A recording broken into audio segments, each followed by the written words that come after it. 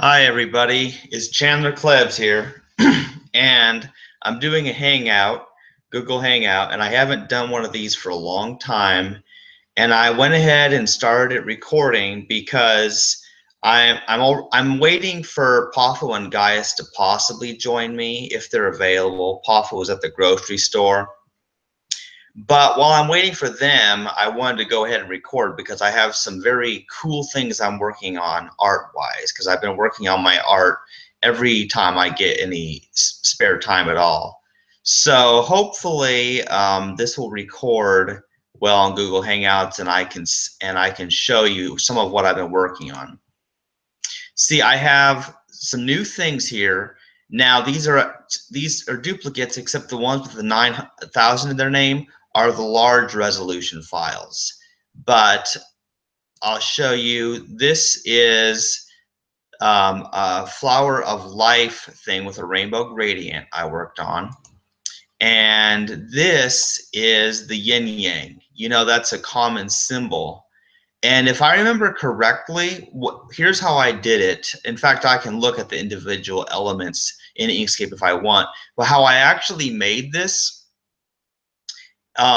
it had basically a circle cut into half. There's a black and a white one, but then I put other circles on top of that until I made it look like the yin yang does on Wikipedia, basically. This is a common symbol. Everyone knows this. It's like the symbol of Taoism. And so there's a lot more stuff here. Now, that folder that I was just in is named 61 plus.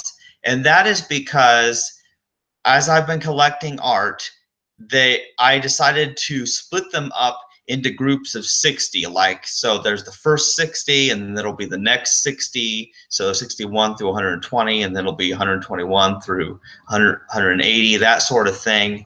I'm just separating them because that way, when I make backups, it'll be easier, because that way I will just be able to say that I've backed up that 60, and then I don't need to keep making backups of that. So that makes it easier on me. Now, I have already shown these pictures on my Facebook page, and I made a video, but I'll go ahead and do it in this Hangout. See, the Windows Photo Viewer, it just lets me look at these different pictures, and they all look really cool.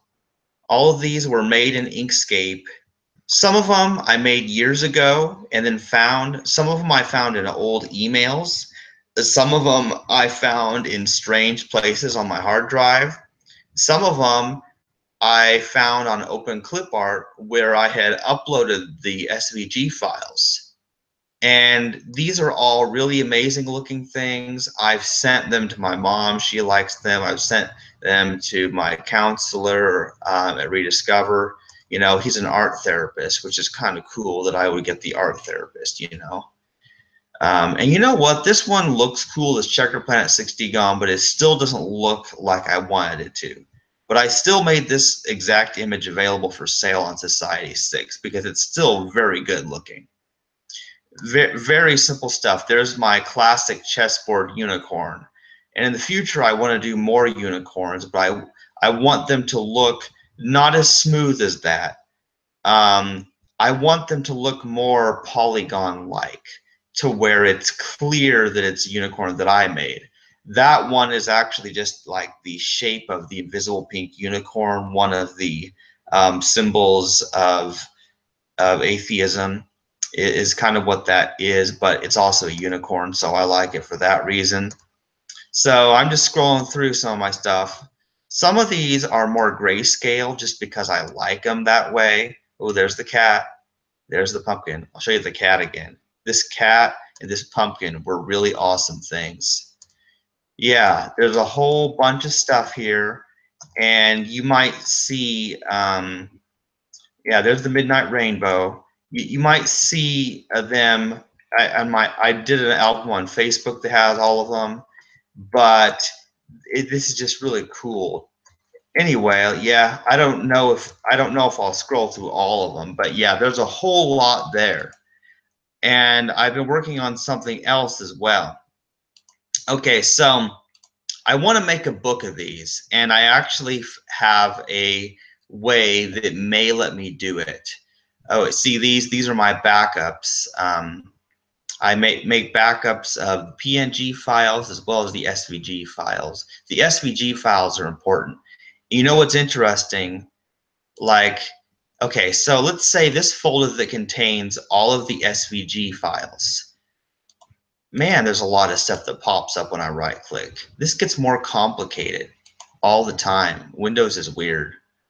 Okay, so it's about 3.5 MB, all of the SVG files combined, because they're vector graphics, you know. It just tells, you know, put a rectangle here, put a circle here, put a pentagon here, basically, you know. Whereas the PNG files, when I take all of them combined, then it's much larger. It's like, yeah, it's more like 7.5 MB. It's almost, well, it's a little more than twice the size, because PNG files, you know, you have to use PNG files to get them on Facebook and stuff, and to upload to Society6. So I have to have PNG files, but the SVG files are the original files, and those ones I always back up first priority before I even back up the PNG files, because the PNG files can be recreated just by loading the SVG files in Inkscape again.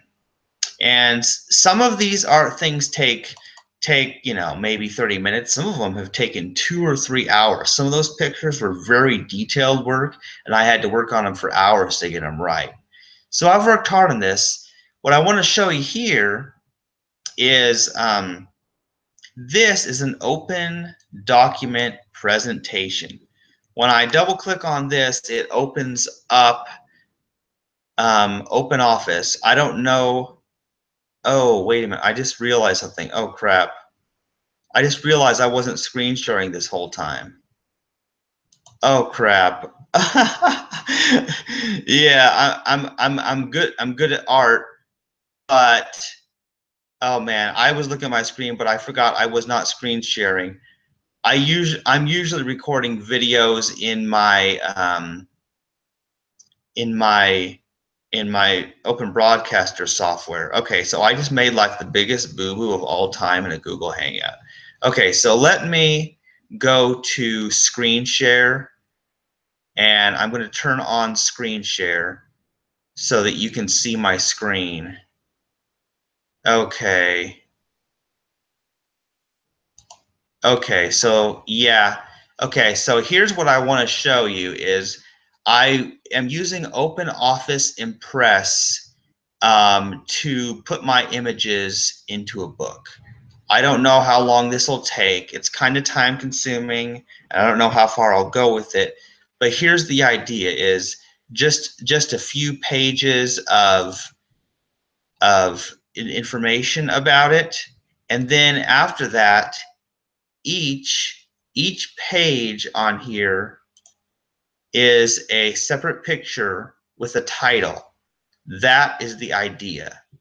So even though I wasn't screen sharing for the first however many minutes of this hangout, what you see here is you see some of the pictures.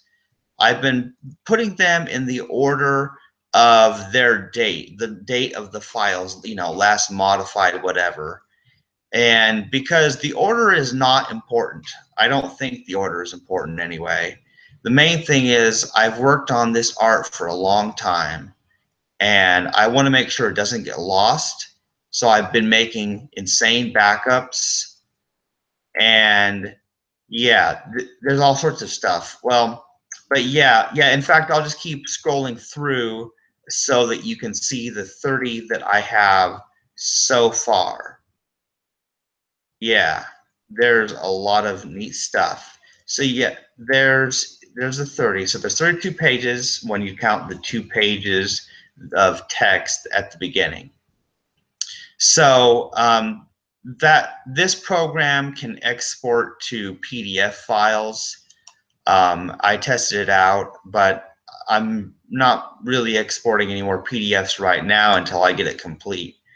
So now that I'm screen sharing, perhaps what I'll do is I'll show you, let's see. Yeah, oh, this is weird. When I open this window, it does this infinite tunnel thing. That is so freaky looking. Okay, but yeah, I have this folder which has 1 through 60. This has the first 60 pictures that I've collected because I've done a lot of art, but I am terribly disorganized. There's stuff scattered all over my Deviant art account, my Open Clip art account, and in various places on my hard drive. There may be stuff on my external hard drive back from my Linux days that I don't even have on my main hard drive on this computer because I'm just that disorganized. So, and my greatest fear is that my art will be lost before I can gather it to sell it, because I do want to sell my art and I want to show you the process. And I don't know how well this will work or not while I am doing a hangout, but this is society6.com. This is the website where I've been uploading all of my art recently. And this requires high resolution images, and it says at least 6,500 pixels on its smallest size.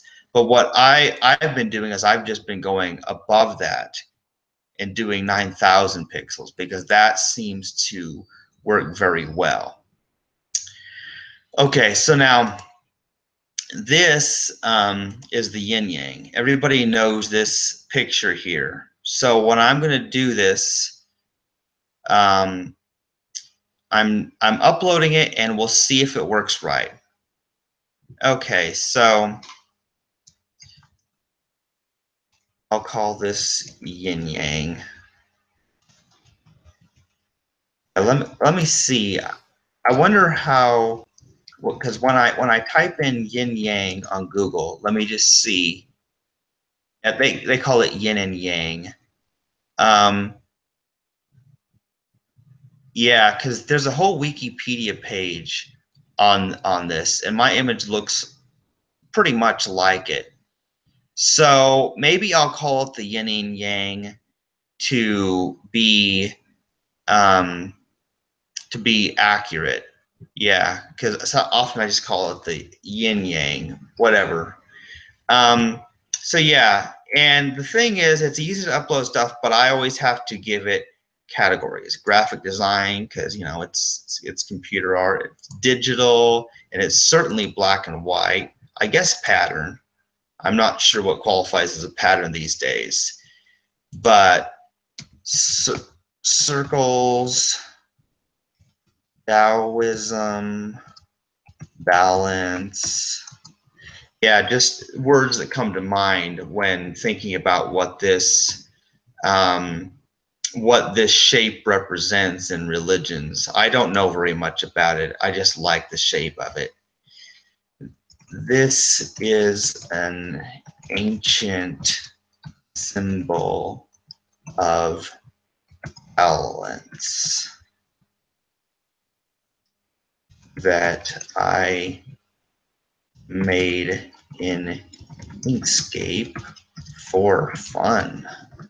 Yeah, so that's the description. I am really bad at writing descriptions, so I'm going to do this and see the benefit of me doing this in a Hangout, or just if I had recorded it with my regular software, which probably also would have worked, is you can see the process. See, when you upload a picture, and notice how I made sure there was a gray circle behind that that's slightly larger. The reason is, otherwise, if I didn't do that, then the white background on these other things would make it so you couldn't see it. So I had to do a gray background. I could have used a big square, but I used a circle because it's a circular type image.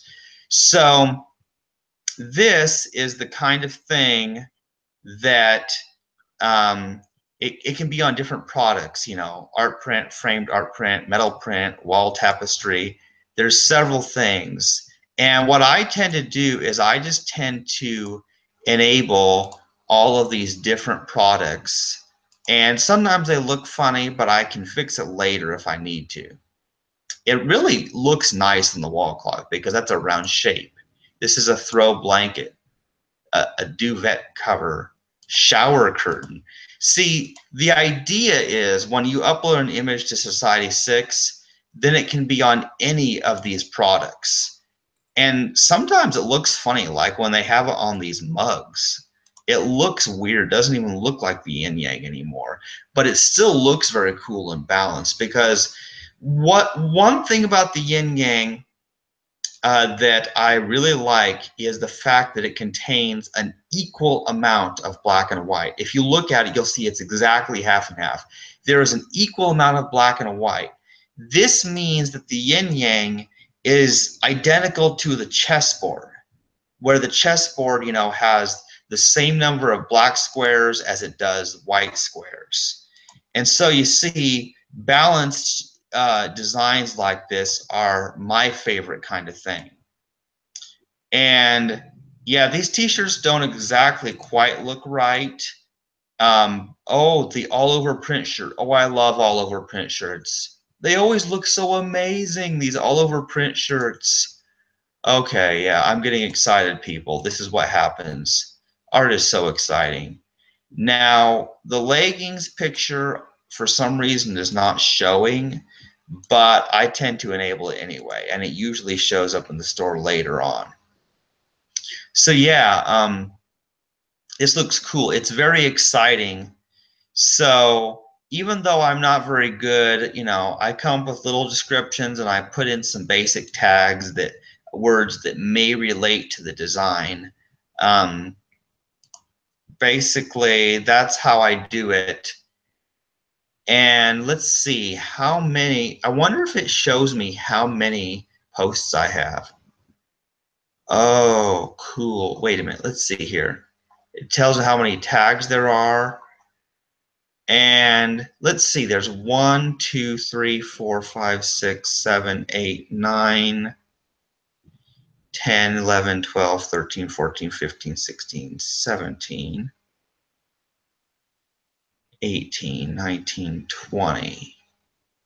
So it seems to me that if there's 20 per page, then that would explain. There probably are 62 posts here. There should be, since I have 62 pictures so far. So that should be right. Now let me check my Google Hangouts window. Oh, hey Guyus, are you there? Yeah. Oh, hey Guyus. I didn't know. I don't know how long you've been watching, but I went ahead and I started recording because I'm doing some freaky stuff with art. Yeah, I was enjoying learning about Society 6 because I haven't heard about it. Oh yeah, yeah, yeah. I'm glad you could join us because I was working on publishing some art while I was waiting for you, and I thought, hey, I'll just record this. Yeah, because it's really amazing. Yeah, that looks like something I would like to look into doing myself. Yeah, yeah. Do you do any kind of art or anything? Yes, that's what I do for a living. Oh. Yeah, and I majored in graphic design, so Oh, that is so cool. How relevant. yeah, so that would be something right up my alley to do. Because I've seen these type of sites before, but some of the products you were showing, I had never seen it taken to that level before. Like usually they just do like a mug or maybe a T-shirt. Yeah. But seeing a lot of products there, like the clock and the tablet and all kinds of stuff, and I was like, wow, I've never seen it taken to that level before. So that's really cool. Yeah. Oh, in the bed. Yeah, this is cool. I saw curtains and an entire bedspread. That was just really neat to me. Yeah, it's awesome. And so I have one more that I'm going to upload tonight, so you get to see that process as well. Yeah. That means I can make my own bedspread, because I just recently bought a new bedspread, and I didn't really like. I mean, I like the design, the pattern that I had, but it wasn't my absolute favorite. And I would like to maybe create something that's kind of like a kind of something cosmic with stars and nebulas or nebulae, and you know, some kind of space theme for my over my quilt that goes over my bed, some kind of navy blue theme. Yeah. Yeah, the cool thing about this is, I mean, I am hoping that people will buy these products so I can make a little bit of extra money. but even if not, maybe someday I'll just be able to buy some of these for myself. Yeah. It's probably also very competitive. Like I bet you, you know, everybody and their dog is doing this, like throwing in, but not to say that there's not a bunch of interesting designs out there, you know, that would interest, you know, anyone, you know. How do you surf this? Like, would you, do people come to, because I came in a little late. Is there like a search engine where you would search for certain designs? Like, for example, you were showing the yin yang. Like if somebody type in yin yang. Yeah, because the website has search features. So how about after I get this published, I try the search feature and see what results I get. This is the flower of life colored with a rainbow gradient. Yeah. And you know something, guys, that rainbow gradient that I use in a lot of my designs, that one I had to custom design in a text editor.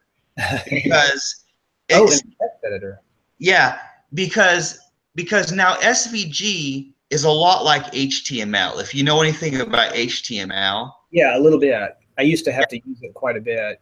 Yeah, see, SVG, how it works is everything in it is a tag. Like that, you'll have a circle tag, and it will have the fill color, the color that fills the whole thing, or it'll have a stroke color that will be like the outline of it, you know.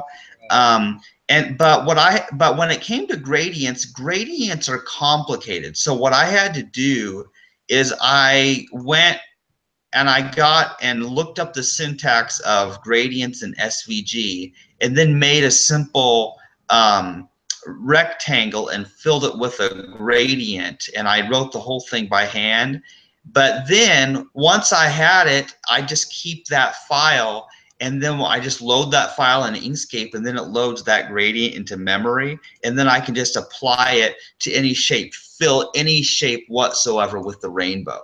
Okay, right. It's like a kind of a map, a map, or a material map or texture map. Because yeah, gradients. What they are, and now gradients exist in raster programs too, like Photoshop, GIMP as well, where you'll have it gradually go from one color to another. Yeah. And it's really neat. Yeah, I play with those all the time, and like Photoshop and even Adobe Illustrator, they do some really amazing things. They now even have where it can go from a color to a transparency, which, you know, for several years, you know, when they first started coming out with image-based software, they didn't have that feature. And now that you have that, and of course you can have layer upon layer, you know, and do different things. But oh yeah. Yeah, and see, I use GIMP because, you know, it's free and open source and all that, and I can do pixel art with it, and I can do all sorts. I can fill things with gradients on there, but what I like about Inkscape is because it's scalable vector graphics, it can be resized to huge dimensions. And so I've been uploading 9,000 by 9,000 pixel images to Society6, and then it scales them down to whatever it needs for these different products. I've worked with the hypertext markup language when I used to have to build web pages from scratch, you know, like the old-fashioned way, because no drag and drop or template. Yeah, exactly. But I've never done artwork using text-based editing, so that's really amazing if you were able to do that with where you can't see it in real time, like whatever the change. Yeah, it was a real pain, man. It was such a pain. So you would probably have to make adjustments, I guess, and then go look and review what you did, and then go back and forth. Yeah. Oh, I got to show you my homepage of my browser. Now let me see. I think I forgot how I do this. Alt and home. Let's see. I forgot, how do I go to my homepage in I mean, I can just, here, you know what I can do? Except when I close the browser, I remember when I'm doing Google Hangouts, then it doesn't let me open the browser because it's still technically open with the Google Hangout window. So I better not mess that up. I wanted to show you how I have this weird HTML file I wrote. It's the funniest thing. it's been a while since I've done that, and so I'd be so rusty on it. But I used to know it quite well, like how to position things and how to change the border, the frame border, and all that kind of stuff. How to make it flash, you know. All kinds of Hey, have you seen my 3D art stuff I've been doing?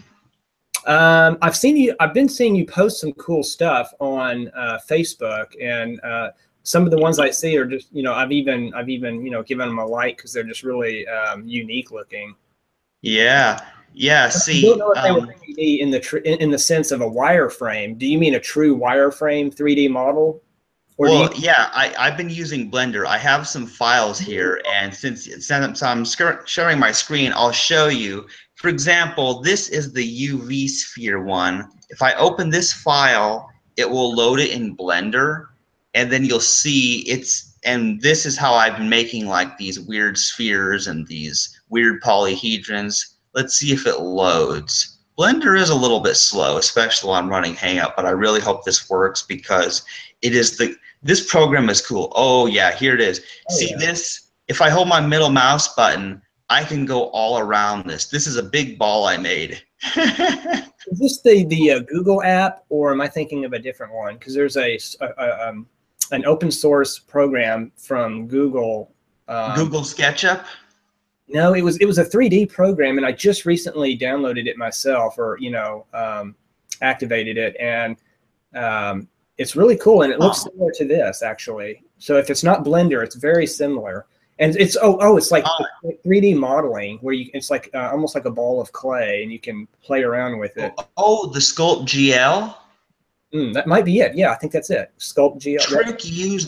Trick used that program, and he made a model of my face. Yeah, that's the program.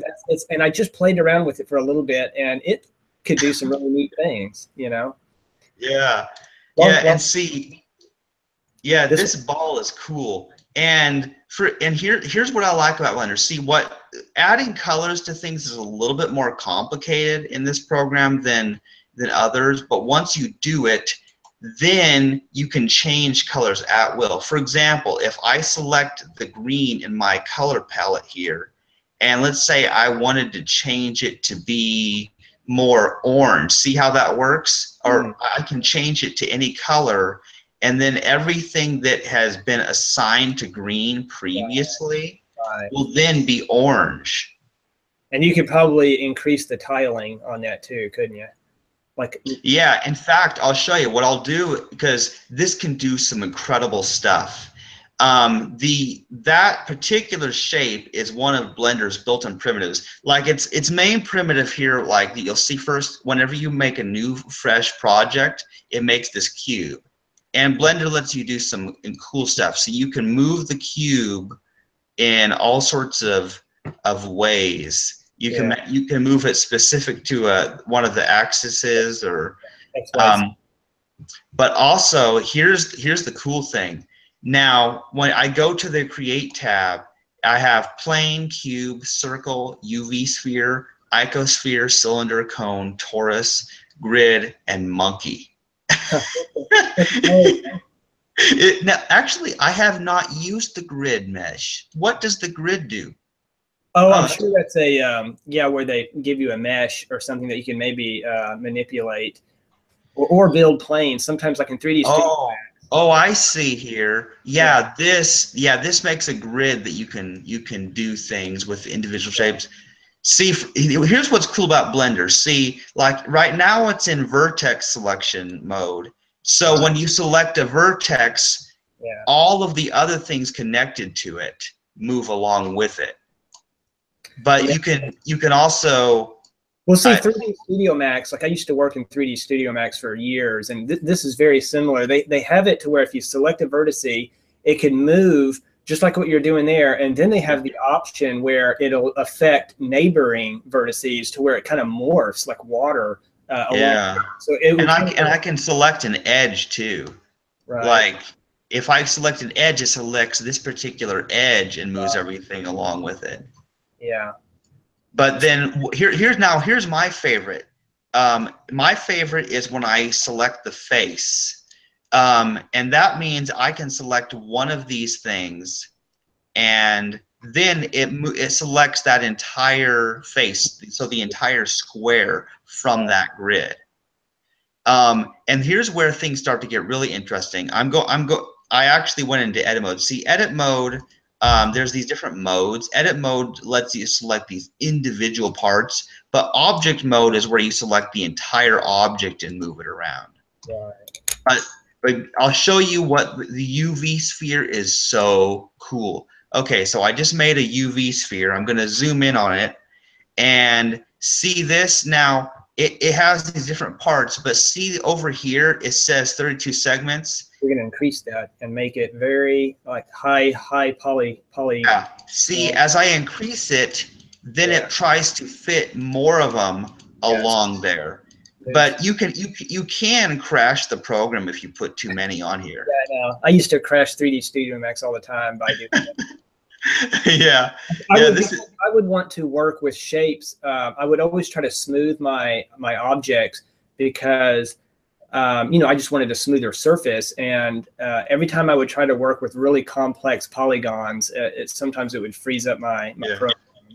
Yeah, and see, I had to watch video tutorials on how to use Blender, and this material tab here, I know how to use the stuff in here, but all of these other tabs, I don't know what they do, and I've never needed to use them yet.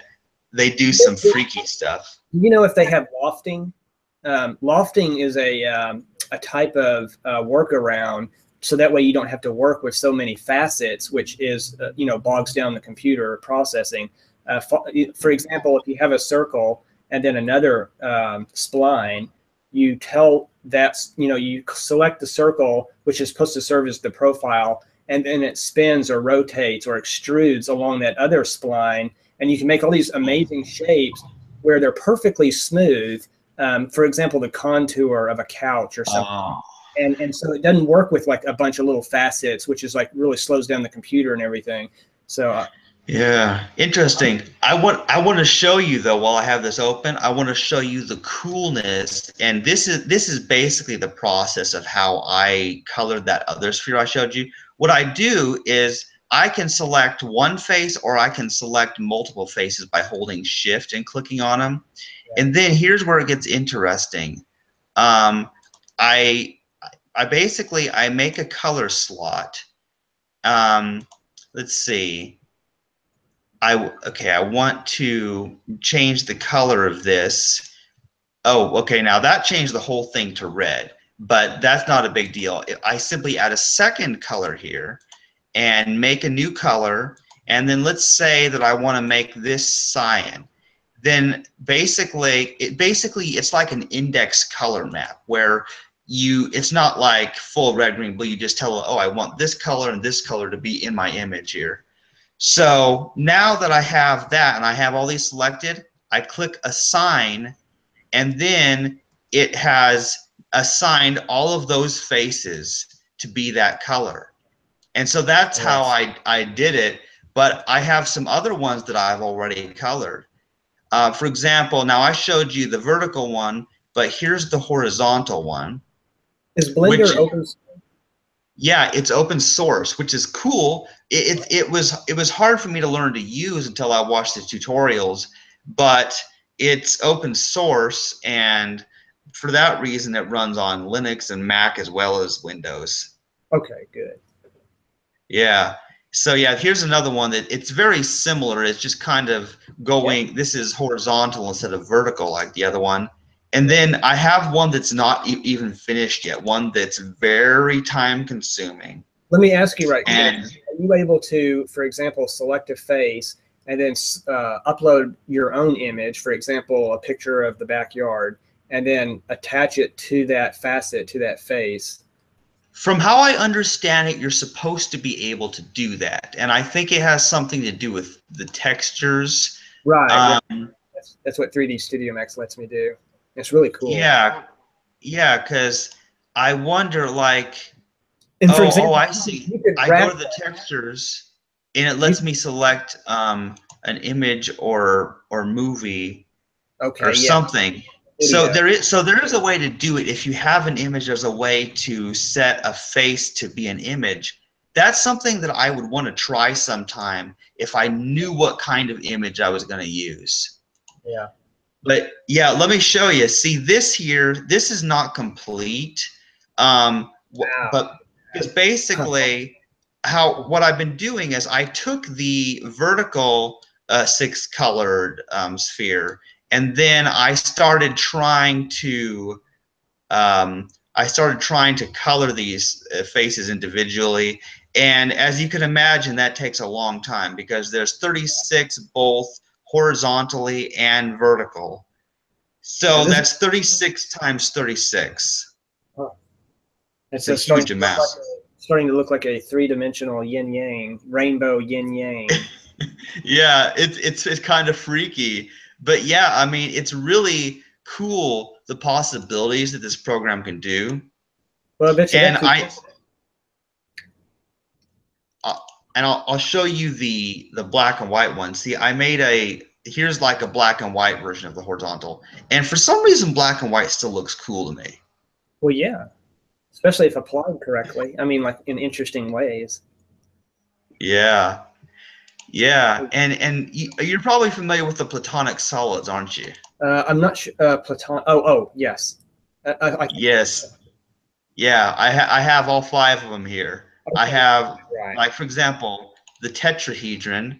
I opened this one, and each of the 4 sides is a different color. We've got red, green, blue, and then white on the bottom. So that's the simple tetrahedron. But then, like, for example, the one with the most sides is obviously the icosahedron, which has the 20 triangles. And this one was a little bit weird because coloring it, what I did is I put 5 colors on this side, and then on the opposite side I did 5 colors. Okay. But then I did black and white to go around that part of it. Yeah. Oh, wait a minute. Okay, there. I got a little confused there, but there I saw. Yeah. Oh, and now here's the thing. There's also such a thing as the Icosphere. Now, so far I've only done one of the Icospheres where I've colored it, but an Icosphere is a different type of sphere.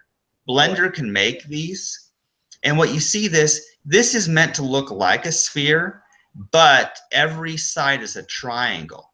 That's what it looks like. And and you saw how I colored them in an interesting way. For example, let me show you. Now, the Icosphere is just like the UV sphere, but with one exception. It makes it with triangles. So if I make a new Icosphere, I zoom in on this thing, I can select the number of subdivisions over here. By default, it's 2, like the one that I colored. If I set it to 1, then it's just basically an icosahedron. It's like the Platonic solid when it's just 1. But when it goes to 2, it looks more round because they added more triangles. If I do 3, it looks even more spherical and has more triangles. And so I was reading about this, and this particular type of sphere, it tends to look very smooth. Like this looks a little bit like a golf ball. Yes, especially while there. Yeah. Yeah. Yeah. This one looks very much like. Basically, this makes the smoothest type of looking spheres, even more so than the UV spheres, but it creates so many triangles that you can crash your software by doing too many. And are you able to control the environmental lighting? Like this? Actually, yeah, you can. Now let me see if I can. Okay, because there's now, for example, over here is the light source, and let's see. And I'm trying. And is that the camera point of view, or was that another light, a directional light? Yeah. Let's see. Yeah, this is the lamp, and so I'm trying to. I don't know exactly how it affects the lighting, but because I've never really done. Yeah, see, when I render it as an image, this shows it in 2-dimensional form, and it's showing light on one side of it, but not the rest. But I learned an interesting trick because I haven't played with changing the scene very much. I just usually make the shapes. But there's one thing that is very cool. When I go to the material tab, I have to like pull this out to get to. Oh, that's right. I need to select this. Go to my materials. So let's say if I wanted to make this a yellowish type of ball. So yeah, we have a yellowish type of golf ball looking thing here. But now this intensity, like if it's set to 0, it's black. But if it's set all the way to 1, then it's like full on yellow. Oh, is that a let's see. Does that have to do with self-illumination? Well, there's a separate setting for that. Actually, I wonder what intensity does. Let's see. So I guess that's more like saturation, like you're really saturating the color. Oh, weird. Oh, freaky. When I change this. Oh yeah, that's the hot spot. It changes how much the light shines on it. But then this one here, amount of light to emit.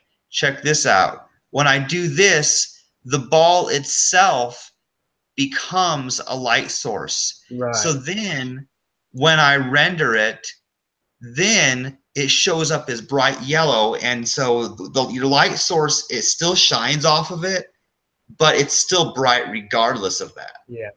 Yeah. There's a lot of settings to play around with here. Yeah, I'm amazed how sophisticated this program is for being open source, because man, like when I had to pay for 3D Studio Max several years ago, it was expensive. But this program right here looks like it's doing pretty much everything that 3D Studio Max can do. Yeah, and get this, guys. This is where it gets very interesting. Not only does it come in with all these built-in shapes and the ability to color and texture them, but it has add-ons.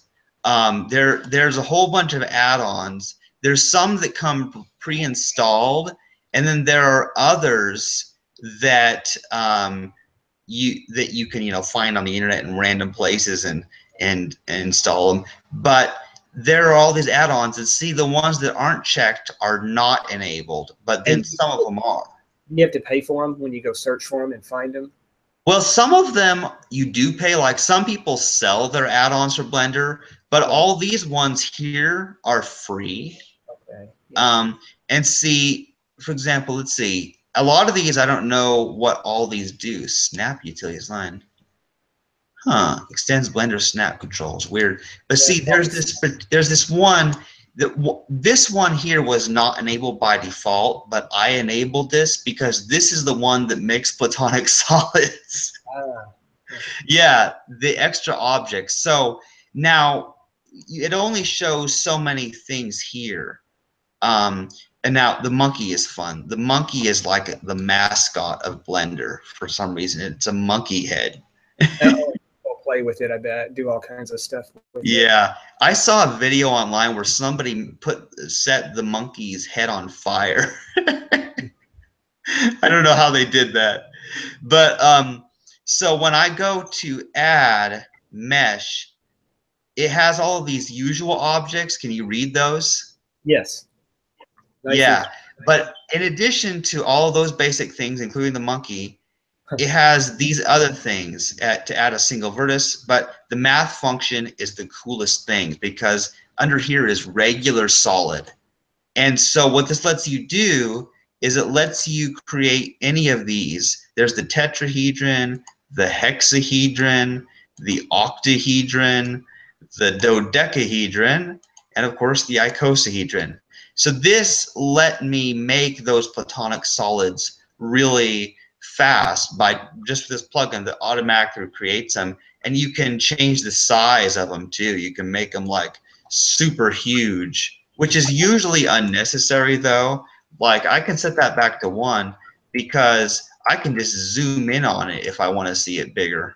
Right. I bet you would love a 3D printer, wouldn't you? Oh, that would be too much fun, man. To print these suckers out, to actually. Yeah. There are websites though where you can order prints of them. So like they would 3D print them and then mail them to you, I guess. That would be good.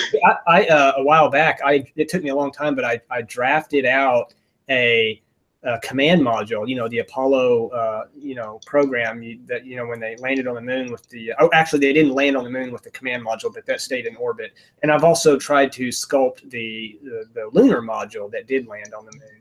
But yeah, I still have those models, and I could probably maybe send that to one of those service providers you just mentioned and have them print that out.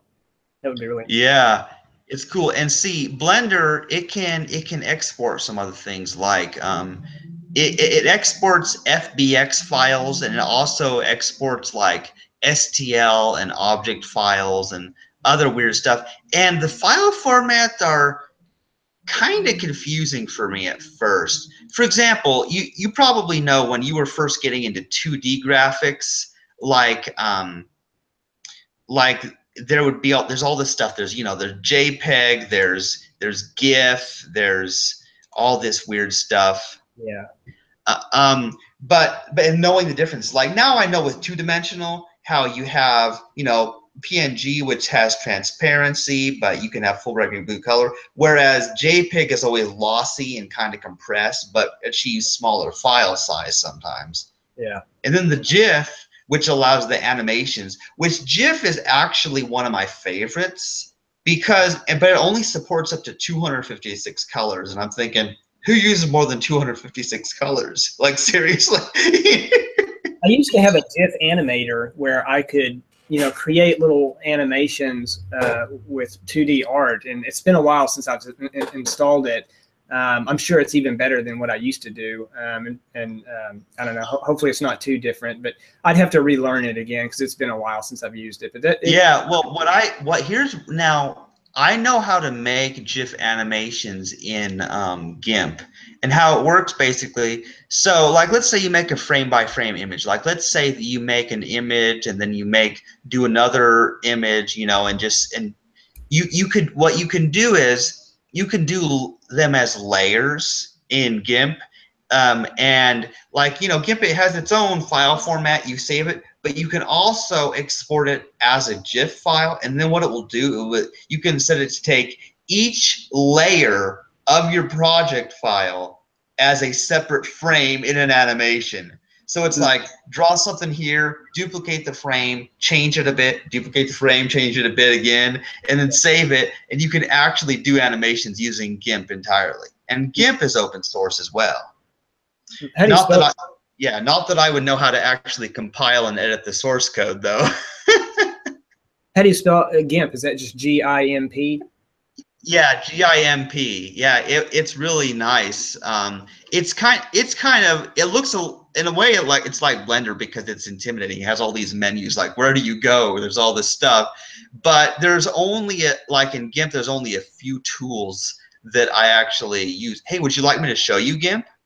Yeah, Yeah, I might as well, since I'm showing you bizarre art stuff anyway, and since Poffo hasn't joined us, let's see here. Because I noticed that my image doesn't show up when I talk like it used to. Do you have it set to where yours is pinned? Like your since you are demonstrating and showing your your computer desktop. Operating. Yeah, I'm not so sure because I still don't know how to use Google Hangouts very well. But let me see. I'm going to open GIMP. I have GIMP 2.8 installed, which is actually pretty recent. And see, because I have way too much stuff on my desktop. I've got Skype, I've got Inkscape, I've got my browsers, I've got weird stuff. Like, I know the files where my different games I play, where they store their save files, and sometimes it's very esoteric. You have to find somebody else who is located where the game saves its files. But so I have way too much stuff. Like, everything I ever do, I have a link on my desktop. Yeah, and GIMP. I see that. Yeah, and GIMP, it takes a little bit of time to start. It's kind of a big program because GIMP is basically like the open source version of Photoshop, you might say. Okay. People say it can do anything that Photoshop can do. Yeah, I've got like one of the latest versions of Photoshop, and I'm really enjoying it because I for the longest time I had Photoshop 6.0 or something, and it was good, 6.0, but then I downloaded the latest version, and wow, they've just really added some stuff and really done some really neat stuff. Oh, weird. What in the world did I do here? Let me see. I have some pictures here that I did in GIMP. Oh, there was a rainbow spiral. Oh, cool. Oh, and there was a screenshot. Oh, yeah, I did that in GIMP a long time ago. And then hills are alive. Oh, man. Oh, this is an old thing. The hills are alive with the sound of silence. These are hills in case you hadn't noticed. Oh my gosh. The original I drew on paper and scanned it, and then I colored it digitally. Well, how old were you when you did this one? How many years ago was this?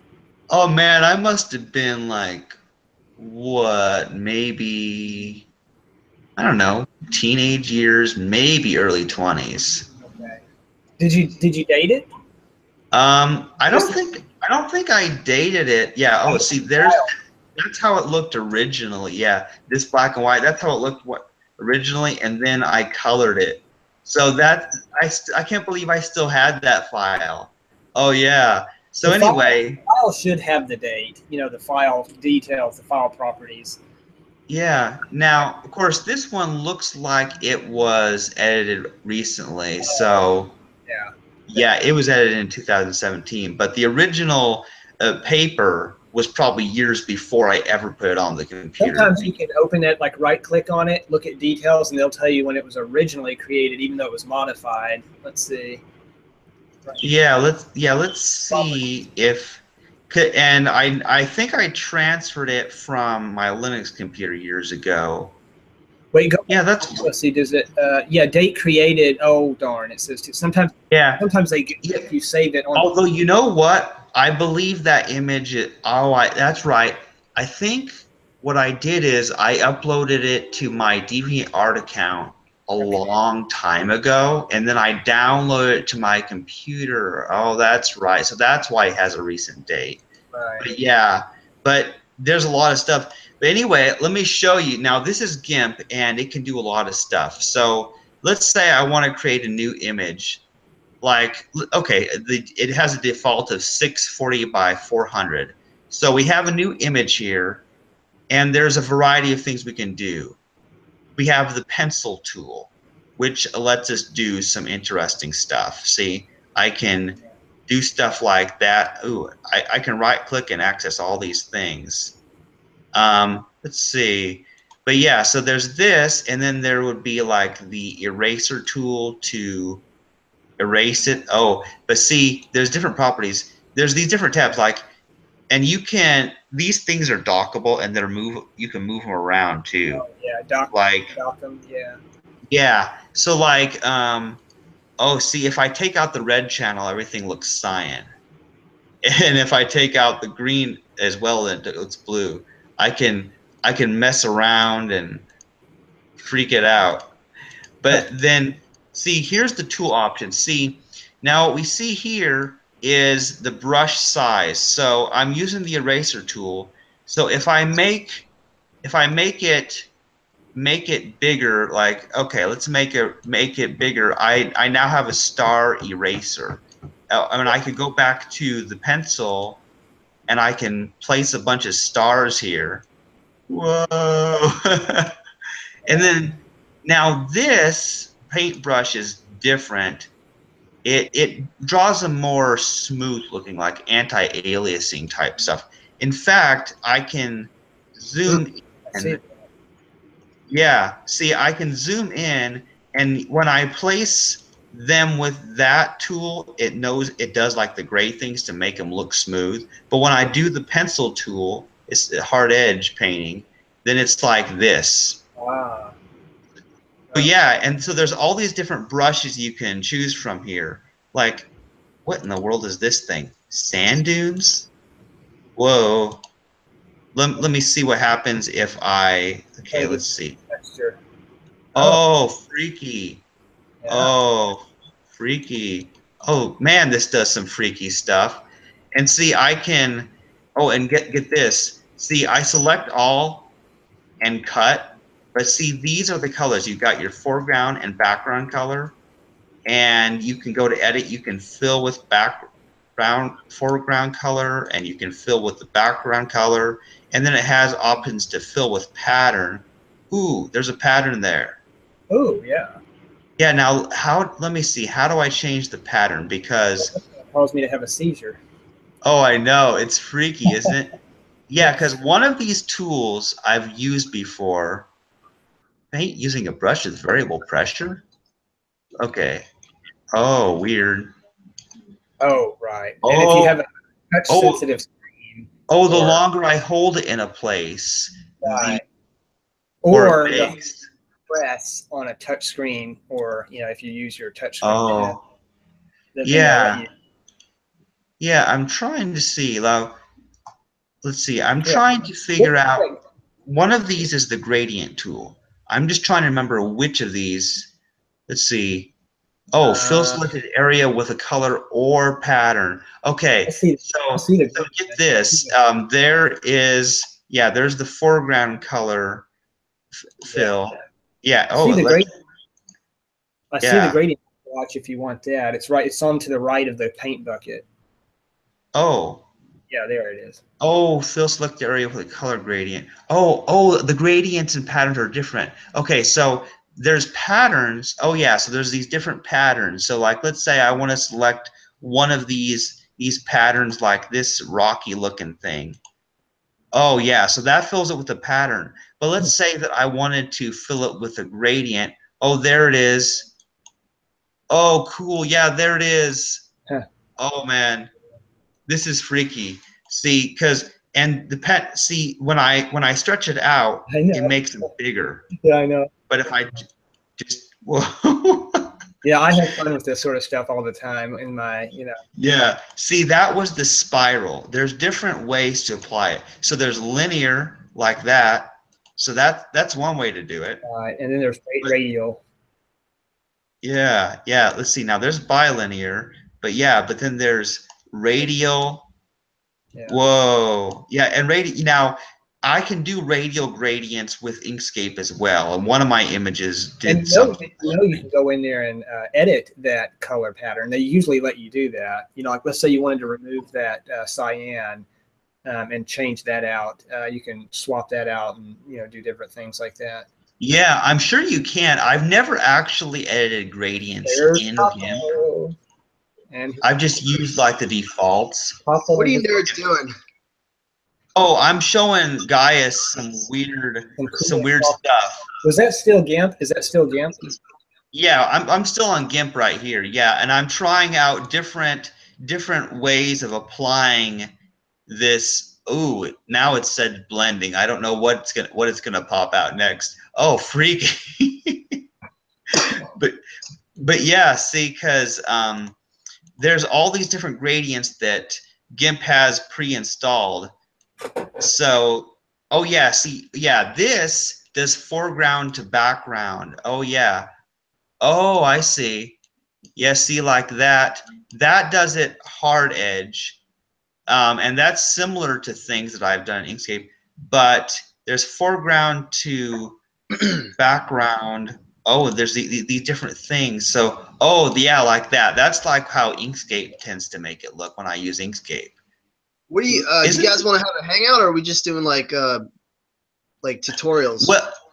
Well, actually, here's how it started out. Is I already started recording the hangout so I could show off my art stuff that I've been working on, and I was uploading some stuff to Society 6 that I'm trying to sell, and then Guyus just showed up because I'd already sent you guys the link, and then he was just watching and not saying anything for a while, and I'm like, hey Guyus, you're there. Hey, do you guys hear do you hear an echo? Should I plug in my earbuds or what? I don't hear an echo so far. Yeah, right now I'm not hearing an echo or anything, and I got to show Poffo the hills are alive. Poffo, can you see that? Yeah, those are hills. And I was telling you, Chandler, that for some reason whenever I speak, it's not doing that thing where it shows my video or Poffo's or yours. So it may be stuck in that pin mode, like if you may have pinned it or whatever to do your. Yeah, I noticed that too. It's not switching when whoever. Yeah. Talks. Okay. I'm gonna stop sharing my screen for now and try to. Yeah. It may be. Yeah. Okay. Let's see. Because I was sharing my screen, and so that took priority. But yeah, I was showing Guyus the cool stuff because apparently Guyus is a graphic designer, and I didn't know that. And I'm like, how did I not know this? Yeah. I think I want to say, Chandler, I think your designs are awesome, man. They're really thought-provoking and very like aesthetically pleasing. I'm glad you found like an outlet, something creative to do. That I know that's kind of therapeutic for you. So. But I wanted to catch up with you guys. We haven't talked in so long. And look, Amber's here. She's actually willing to. Oh, cool! She's actually going to join us this time. Yeah. She said she doesn't mind. We just got wonderful. Back. We were running around town and stuff, and then I heard you guys were doing podcast, yeah, so. Awesome. In fact, I have so much to tell you. I'm going to use the restroom. I've got to use the restroom, but we have some things to talk about. Yeah, man. Sure. Yeah, how you doing, guys? What's going on with you, man? I saw your photo of your shopping. Yeah. I was showing you all the it's cool because they have a whole end cap with like tofurkey and like all the vegan options, like the Gardein turkey roast. We got one of those. Like we're trying all the different ones this year. And what it's not real turkey, so it's obviously like what made out of. It's like vital wheat gluten. It's gluten and pea protein. It's all just plant based. And somehow somebody put all that together and made it taste like meat, or does it taste like meat? Yeah, I mean, you never had like seitan or anything? Mm-hmm. Like it's like tofurkey, seitan. You know what? One time my dad made these burgers, and I swear we all thought they were real hamburgers. He didn't tell us at first because he was going to see if we would say anything, if we would notice, and nobody in the family noticed. He made us all some type of vegan. The vegan hamburger patty, so everything else is the same except for the patty. And this was like several years ago. Your dad was actually vegan, like before you went vegan? He reads a lot, and so he probably read that was a healthy alternative, and he was wanting to try that instead of the actual greasy beef. So he's probably trying to stay away from red meat. And I wish he would have kept doing it though, because knowing what I know now, that was somewhat detrimental on my health because he went right back to making, the regular hamburgers, shortly after that. I meant to ask you, how are you doing, man? Like, how are you doing on your? I'm doing fantastic. Yeah. There's first of all, there's no way that I'm going to ever go back to eating meat or dairy or eggs. That's just not going to happen, at least not in this lifetime. And that's great, man. That's great. I'm so glad. Like, it's definitely.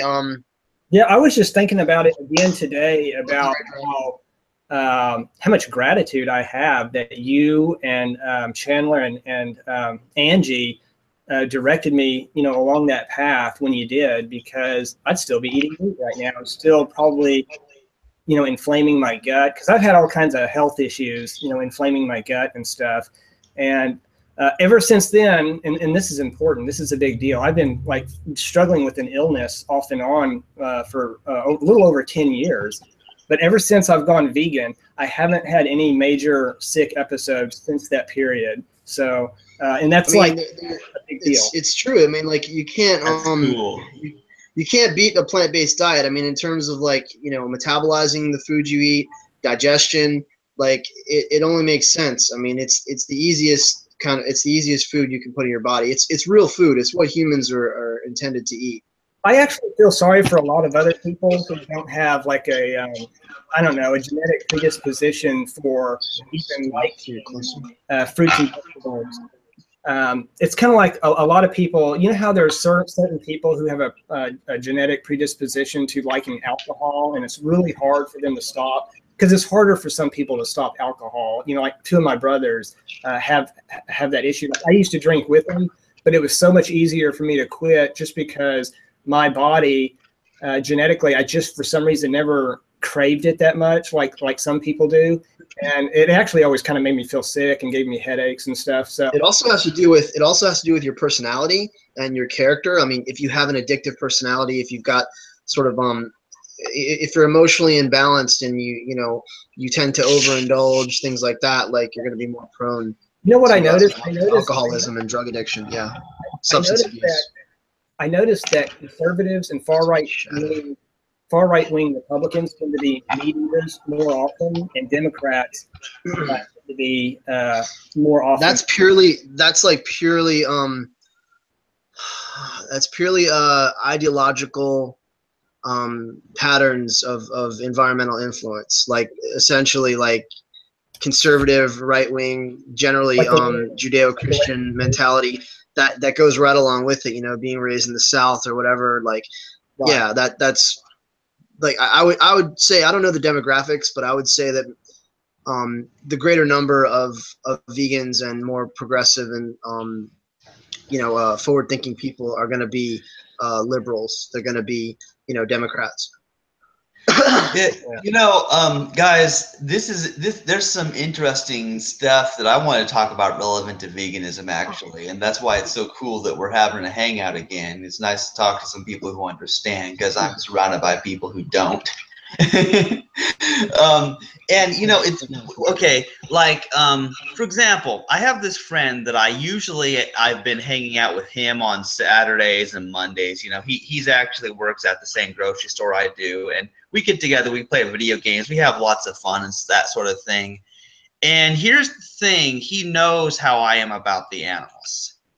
Okay, so like I gave him a copy of my book, and there's a lot of stuff in there I wrote about us going vegan and not killing animals and stuff. So he knows, and he knows I'm vegan. And it's like for example, I apparently hit like, okay, so his mom bought me a birthday cake, but then Lucas told her, I don't know if he'll eat that, he's vegan. And so they ate my birthday cake. I told them to eat it all. And see, here's the thing about it. A lot of people don't get, you guys probably understand this. A lot of people, they don't understand the multiple layers of veganism, because it's not just that I don't want to pay for it, which I don't, obviously, because I don't want to contribute to it. But even after someone else has already paid for it, I don't want to consume it, because I also know it's unhealthy. Right. And not to mention, it just confuses my system. Like, if I'm on a plant-based diet and then somebody throws me some weird thing and throws off my groove by feeding me something I don't normally eat, that's gonna cause me problems. And whenever I've done it in the past, if I ever ate, someone gave me some dairy or something with eggs in it, and I ate it, then I felt awful. I can't handle it. Of course. So yeah, but people have a hard time getting that. Develop a hypersensitivity to it, especially like to dairy and stuff like that. Amber's accidentally eaten dairy, or they've gotten her order wrong at Starbucks or something, and like I've accidentally eaten I don't remember what it was, but if there's something that has milk or dairy in it, it leaves this like nasty film in your mouth, and it's just like this bitter, like a sour taste. It's just gross. Like, and I'm this way just with like cookies or anything with a lot of sugar, anything that's over processed. Like, I'm used to eating whole foods, and I literally like I'll get like an upset stomach, or I won't enjoy it unless it's just something that's minimally processed, plant-based whole foods. Yeah, definitely. If you're vegan, man, you really need to surround yourself with other people, because I can't even imagine what it would be like, being completely isolated where you live. Where do you live? Like Alabama or something? No, I'm at least in Missouri, but it might as well be Alabama. Yeah, like, I mean, I can't even imagine, dude. Like, I feel, we always talk about it. I feel bad for you. I wish you had more vegan friends in your life. Angie explained she has the same family dynamics where she's surrounded by meat eaters. Like, they know and respect her, the fact that she's a vegan. They don't make fun of her or anything or tease her or anything, but it's just that she's surrounded, like they'll order pizza, they'll have turkey. And so she's constantly having the aroma of it and the visuals of it in her environment. And I can't remember, she lives in Canada. And so I don't remember or I don't know what the culture is like where she's from.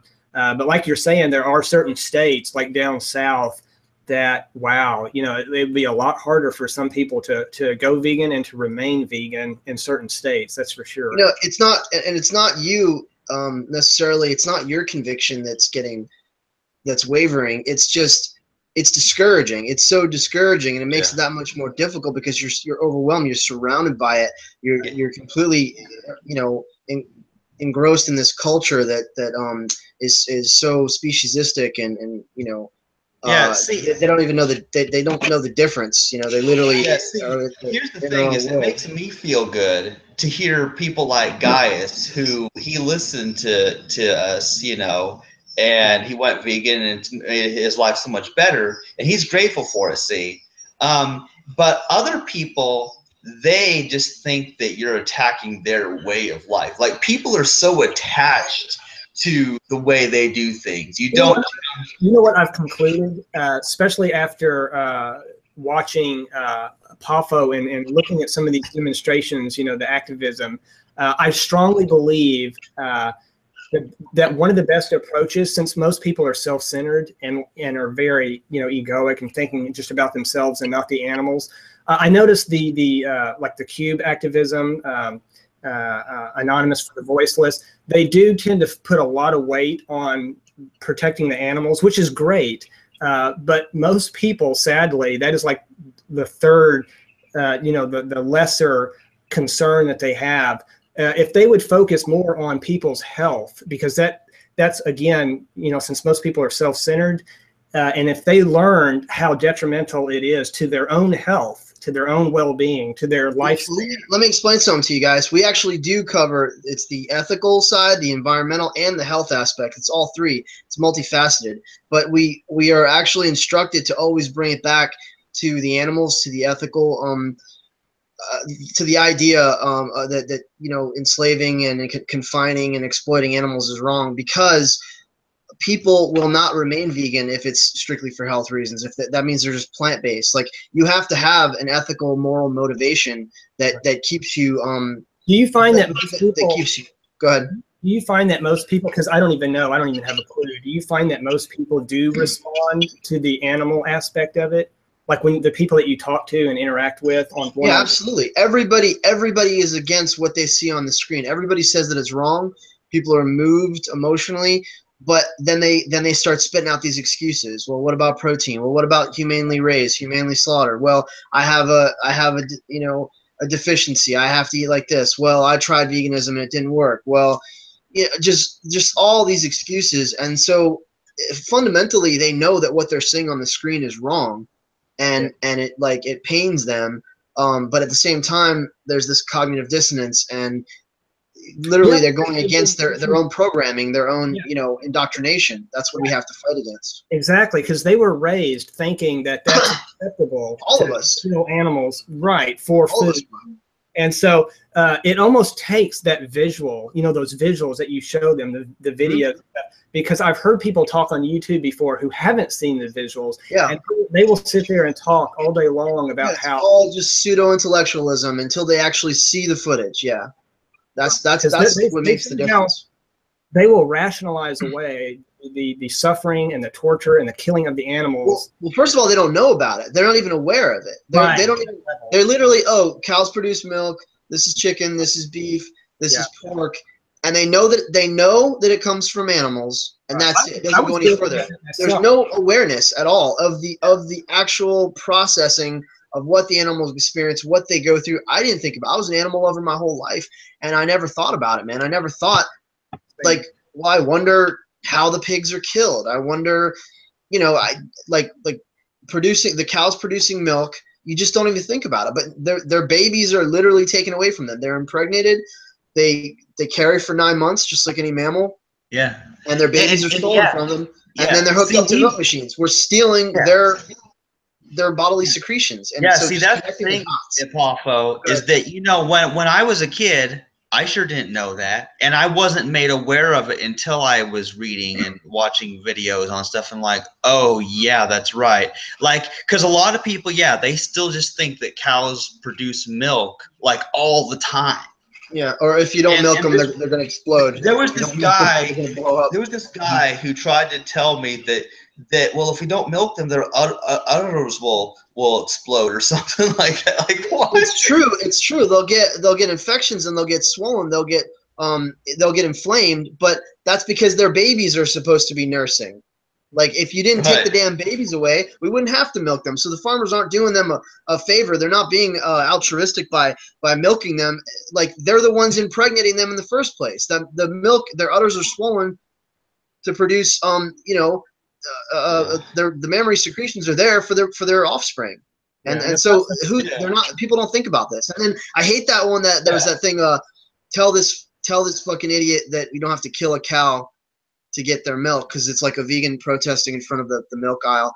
And it's like, no, actually we do kill them. We do kill their offspring. And then when they're spent, they go to the same slaughterhouses, that the beef industry. No one gets out alive in animal agriculture.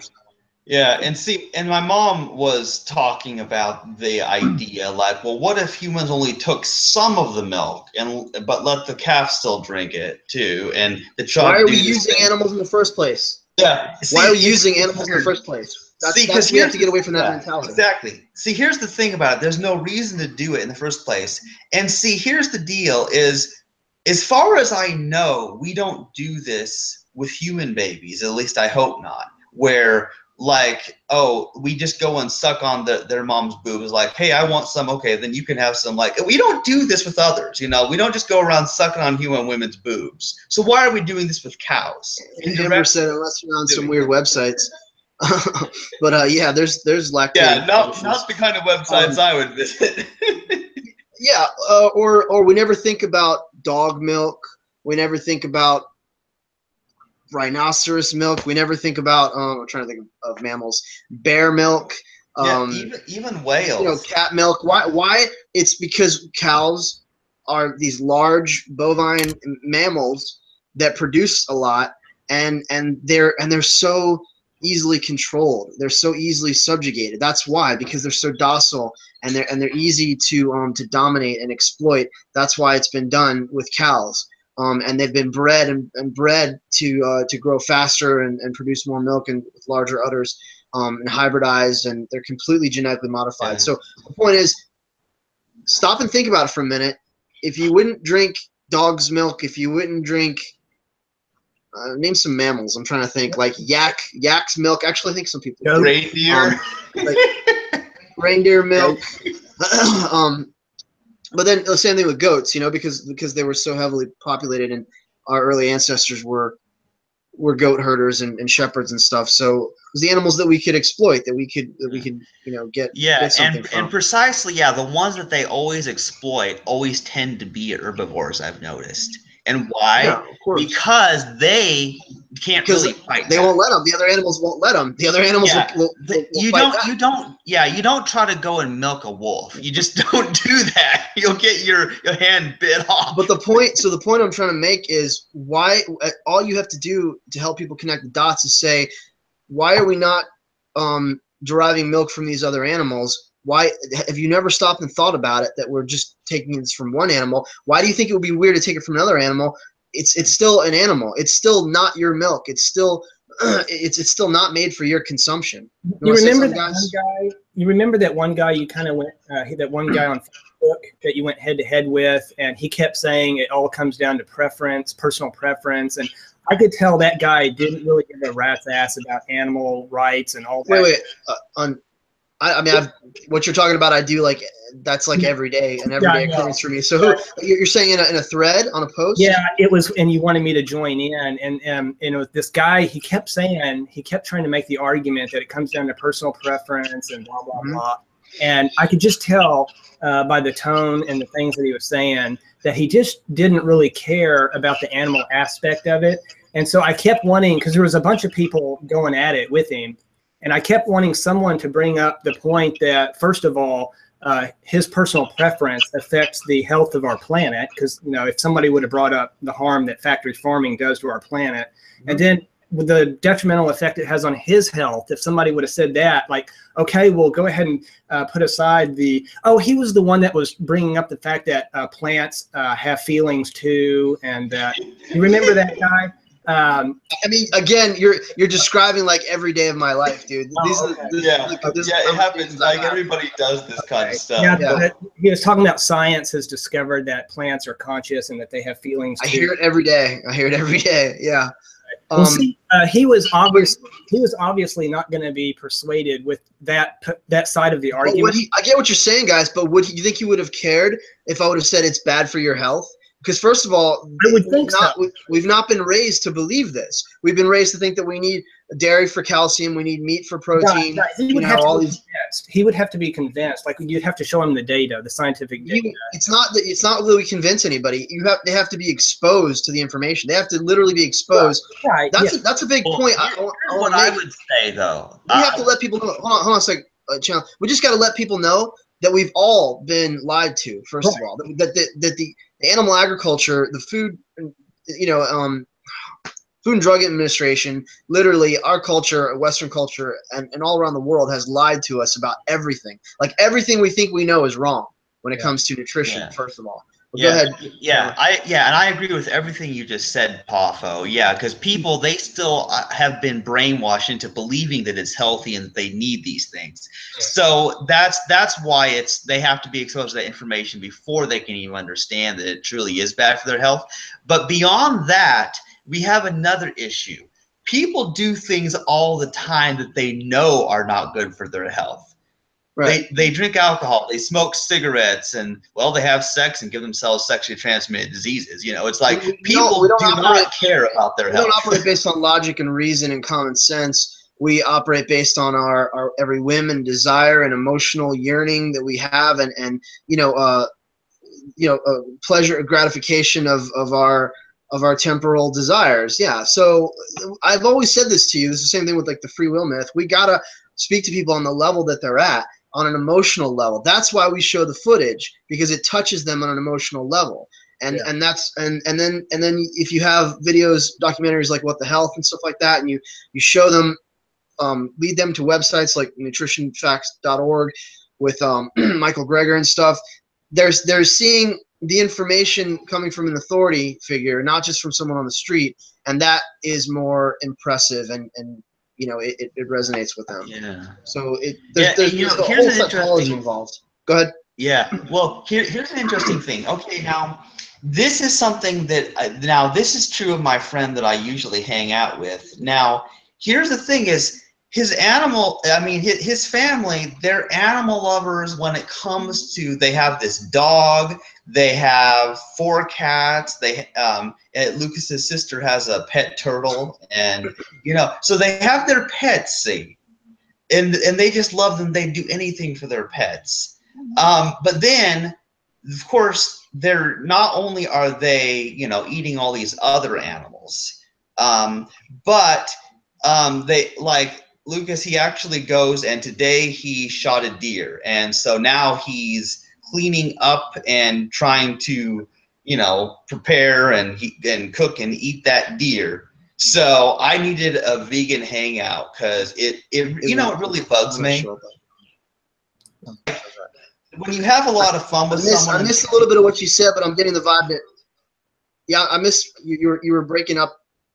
Oh yeah, well, see, that's what I was saying basically. The signal's bad, but I think I heard you that he hunts as well. But he's also a hunter. Yeah, he's a hunter, and today he shot a deer, and so so who knows what all he's doing to that dead deer carcass. So what we have here is selective compassion. So care about dogs and cats and dolphins and whales and turtles and the animals that are in your circle of compassion, but don't think about the other animals, because those animals are for food. Those animals are for clothing. Those animals, we're literally talking about what our culture has taught us, that these animals serve this purpose. Say like, animals for labor, animals for experimentation, animals that are used for entertainment. And it's just, this is what's always been done. This is what I've grown up with. So I don't question it. I don't stop and question it. That's all it is. But you'd say, let me take your dog and experiment on him and, like, you know, put chemicals in his eyes, you know, to test for detergent. And let me take your cat and roast him over the spigot and eat him, because that's what they do in China, and see if you're okay with those things. Or let me, you know, whatever it is, man. Like, take an animal that they are personally, they have an emotional attachment to, and then, like, you know, set them out in the wild and say, oh, we're gonna go hunting today, and we're gonna hunt, and they would flip out. And there's no rational reason that they should care more about those animals than those animals, except it's out of sight, out of mind. Yeah, and it's very interesting, you know, because people are like flipping out about all the shootings that have been going on. You know, people getting machine guns and then shooting a bunch of humans. You know, people have been freaking out about that recently. But why do people freak out and care about all these humans getting shot and not care about the trillions of animals that are dying every year? The hunter killing unnecessarily. I don't know if he's local, but the hunter that had the tree fall on him, and I'm like, I'm sorry, I don't feel bad. Like, you're out there, you're a murderer, you're out there doing stuff. I don't feel bad. We talk about this stuff all the time. Like there is something to be said that biologically, okay, so in terms of like our psychosocial behavior, we tend to have attachments, emotional attachments with those animals and people in our immediate circle, right? The ones that we interact with every day, the ones that we're dependent on and stuff like that. So there's just that's a natural sort of neurological thing. But like, what? I don't know, because the camera's gonna be on me when I'm talking, so it's fine. Chandler's doing some grooming there. Amber was just laughing about it. Some self-grooming. Oh yeah, I just having this bloody nose. It's weird. You look like you got in a fight, man. Did you get in a fight?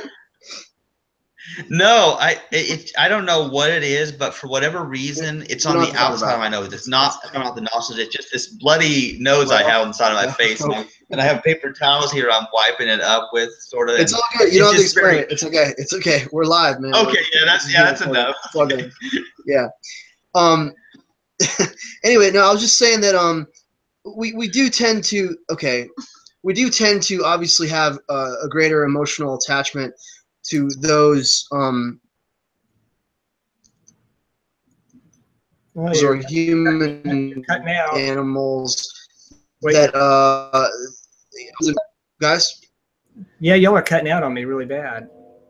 I was just saying that like we're more attached to our friends and family, and that's normal, that's natural, that's healthy. You know? Not only that, but to address what Chandler was saying, there's a hierarchy of value that we place on certain animals and life forms. Right. Like, for example, the fleas on our dog, we're not going to really care that much about them. Well, hold on. I will say that it's in self-defense. It's a different story. So in that scenario, we always talk about fleas, ticks, mosquitoes. That represents self-defense. But I will rescue, and I'm sure Chandler will too, insects and bugs if we can help it. Yeah, if they're not a threat to us. Yeah, but of course, But yeah, if you had a choice between saving the life of a flea or a human, and you could only have time to save one of them, of course we're going to choose the human. Of course, yeah. In the scheme of things, we place more value with those type of perceiving beings, and as we should. I think we should. I think because of proximity, right? Because of their size, because of their relationship they have to us. Not just proximity, but in the way they internalize and experience and perceive the universe. For example, a grasshopper, the way it experiences life, I just don't think it's as intense or emotional or as serious as the way. I know exactly what you're saying, guys, but I wouldn't even go that route. I would just say their subjective experience is different. But I know what you're saying in that their lifespan is obviously shorter than a larger mammal or something. But why don't we just say, like, we're getting into, like, we should not be talking about this stuff, because that's the kind of stuff that they try to get us on. That's how they try to get us, by bringing up all of these extenuating circumstances and all of these false dichotomy. Let's just say, love and respect nature, care about animals as much as is possible, as far as is possible and practical. Yeah, exactly. And try to rescue valuable life as much as possible. And you know, in terms of whenever we have to kill something that's intolerable, like ants getting into our kitchen or something like that, roaches coming into our kitchen, I get that we sometimes are forced to destroy life and kill life. Yeah, yeah. But remember, I said this once before. I said that the only circumstances where we should kill animals is a mercy killing or in self-defense. In self-defense. Other than those two things, unless it's an absolute necessity, like you or them, there is no other moral justification for harming or slaughtering another sentient being. That's it, and it's real simple, and you can apply that to every situation. You know, right. Well, what if you're on an island and there's nothing but a pig and you? Are you gonna eat a pig? Or what if, you know? And it's like, dude, get realistic. Let's talk about it. Oh, well, yes, I love it. It's funny. It's funny that they come up with these hypothetical situations that are almost impossible to happen. Let's talk about the psychology behind that. I really want to get into the psychology behind that, like why they go there. The order of importance in most people's mind, like if you think of it as a 3-tier system, and this is not that it should be, but I'm just saying that the order of importance in most people's mind is first their own health, their own life. Then comes the planet, you know, the environment, the health of the environment, the health of the planet. Then comes the animals. It's sad that that's the order of importance in most people's minds and hearts. So whenever I'm approaching someone and I'm trying to explain to them about veganism, I do always find myself instinctively talking about health first, you know, human health, their health, and then the health of the environment. Then I'll get to the animal part of it. I noticed that even on a subconscious level, I'm almost afraid to start out with the animal thing because they're going to be like, oh God, you know, we got a snowflake here, you know, a pansy, you know. Yeah, yeah. I mean, whatever approach works, just you can cover all of it, and whatever works, and it literally depends on your audience, on the person, on their receptive. Yeah, the receptiveness to it. But I would love to explore the why. Like, why do we immediately get all these defense mechanisms and these cognitive distortions and logical fallacies and false dichotomies and these extreme these extreme, like, broad, like, what's the word, like they will literally take the ethical position that we hold and then impose it on the world and impose it in the most obscure and abstract ways. And it's just like, we're not talking to the Zambuzi tribe in Africa. We're not talking to Native Americans at the turn of the century. We're talking to you know? Yeah, why do they go so far and make, yeah. Are you talking about why they go out of their way? Why they go out of their way to discredit it or deny it? And I would answer to that as ego. You know, we know why, because well, first of all, they're on the defense because they feel like you're automatically judging them and you're maintaining the higher moral position. Right. So they feel like they have to defend themselves first of all, and they say, "Well, I was vegan. Well, I tried. Well, I can't," because it's almost like you walk up to somebody and say, "Hey, I'm better than you, and this is why," and you know it, and so they say, "This is what goes on under, like, in the mind, like underneath all the verbiage, underneath the dialogue.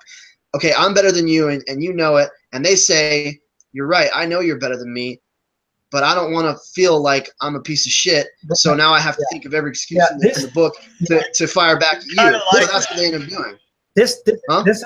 This actually happens in politics also all the time. Whenever you try to approach someone to discuss a certain policy idea and a certain philosophy, a political philosophy, same thing happens. And I actually, you know, I pride myself, at least I think, I try to take an artful approach when I discuss certain topics with people who are, you know, have an opposing opinion. And so I never try to come at them in attack mode. I try to be very careful. I'm like walking on eggshells. I try to be very considerate, very respectful. I try to be understanding because, you know, we were talking in that one previous podcast that ultimately it's not their fault that they don't know better, right? You know, the guy. We're all victims. Yeah, we're all victims. The guy who was hunting in the woods and had the tree fall on him. I mean, I know that's kind of funny at first, but ultimately we need to realize that poor guy didn't know better. He wasn't guided properly. Whatever he was raised. The reason why he's hunting, yeah, but I don't understand why he didn't run to the side. Yeah. It's like a cartoon where the cartoon, they're running and the tree is falling and they're looking back. I've seen those cartoons. I've seen exactly what you're talking about. How does a tree fall on you and you don't get out of the way in time? I don't understand. I guess his back was turned. He didn't see, he didn't see it coming.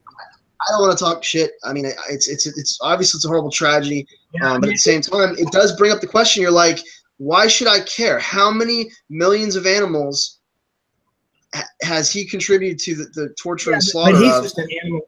He's just an animal too, who doesn't know better. And ultimately, like if we were to examine how that poor guy was raised and his genetic predisposition, we can talk about he was obviously misguided. And you're right. Yeah, like as all of us were. Me, not even 2 years ago. Now, as all of us were. Real quick though, we don't have to like what he represents though. I don't want to try to give the impression that we should forgive what he represents. He represented a person who kills animals, eats their meat and stuff, and we can disagree with that, and we can frown upon that, and we can also fight. In a respectful way, in a decent way, to try to prevent that, to try to change his position on that, and to try to change others. The thing that there's two points. The thing that keeps it's sort of like a coming up in my mind, in my gut. I'm feeling there is the human superiority complex that exists. That we believe we are the masters of this planet. We are the highest evolved species, so we always are going to have this thing. That's always the go-to. Doing Anonymous for the Voiceless, everyone always says we're the top of the food chain. That's everyone. Right. This is something we're always going to have to contend with, is the idea that, like, literally, to them, millions of animals die. Well, they're just animals. But a human life, don't ever, it's blasphemy. Why would you ever say that? Why would you ever think that? Of course human life is more valuable. Of course it's more valuable. Well, isn't it funny that it's the human that's saying that? But if it was the goat, the sheep, the pig, the lamb, the cow, the turkey, the chicken, they would say, it's my life that's valuable. It's our life. It's my family's life that's valuable. It's always the being that's speaking, who's in the position over, dominating and subjugating the others, that's saying that their life is more important, because that's our natural. Yeah, I'll tell you my answer to biological imperative. I'll tell you my response to that, because even though I, for example, view humans to be better than grasshoppers and a lot of other life forms, there finally comes a point where we have to draw the line somewhere, and there are certain animals that are close enough, like even though they may not be ultimately more valuable in the minds of humans, they are at least close enough to being our brothers and sisters, our fellow, the great apes, fellow beings. The great apes, like simians, primates, but I mean, orangutans, even horses, cows, dogs. We should have enough compassion and feel that they are close enough. They may not be able to solve mathematical equations and things like that, but they are close enough. Does that give them any more value or any less value? What gives a life form value, in my mind, is that they are of this. They are products of nature. They're of this earth. They have evolved, and they are a unique manifestation of this divine process that's taking place. I want to say, I know Chandler is going to disagree, and he'll say, we should care about all life. We should care about all animals. Yeah. Like, let's not differentiate. Yeah, but why should we think that any animal is more deserving or better? Let me ask this question then, and then maybe we can get to the root. If Chandler, if somehow there was a situation where you could either save Poffo's life, or you could save a goat. You're doing it. You're doing that. You're playing devil's advocate, man. You're playing the role of the Omni and the Carnus that says, okay, you're driving down the road. There's a deer and a little girl. What are you gonna do? You're gonna hit one of them, but you got to decide. What are you gonna do? How about let's try to not hit either one of them, and don't ask me stupid questions of scenarios and situations that may never happen, because you're just trying to pigeonhole me. You're just trying to, like, trap me into answering. Hold on. The reason why I was asking this, like I said, because I prepped before I spoke. I said, I said, the reason why I'm about to ask this question is because I want to get to the root of it. And what it is I am trying to pigeonhole both you and Chandler. I want to force you to take a look at your reasoning. I want to make sure that, do you truly see them as equal? I want to know, would Chandler truly, can he honestly say that he might choose the goat over Poffo, you know? And if so, if that is the case, then I'd like to see if he could answer, you know, tap into his inner thoughts, his inner emotions, and tell me why that is. I'll let Chandler answer. 1 second, real quick. I would say whatever you do instinctively, that's the right thing to do. Like in the moment, at the time, whatever your first inclination is to do, I would say that's the right thing to do. Okay. I won't answer ahead of time though. But go ahead, Chandler. Let's say real quick, just to really juice it up. just to really juice it up. Let's say Amber said she would kill herself.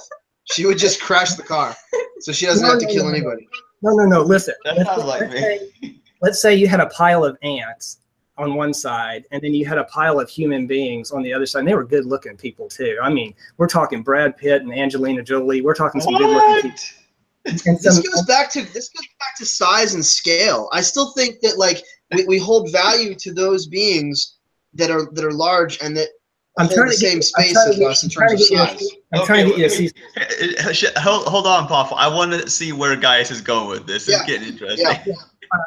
And just real quick, I have a lot of value for life, a lot of respect and value, and I swear I actually believe that I will be an ant one day, because I believe life is a circle. So, I believe that I will one day be a pig that gets slaughtered.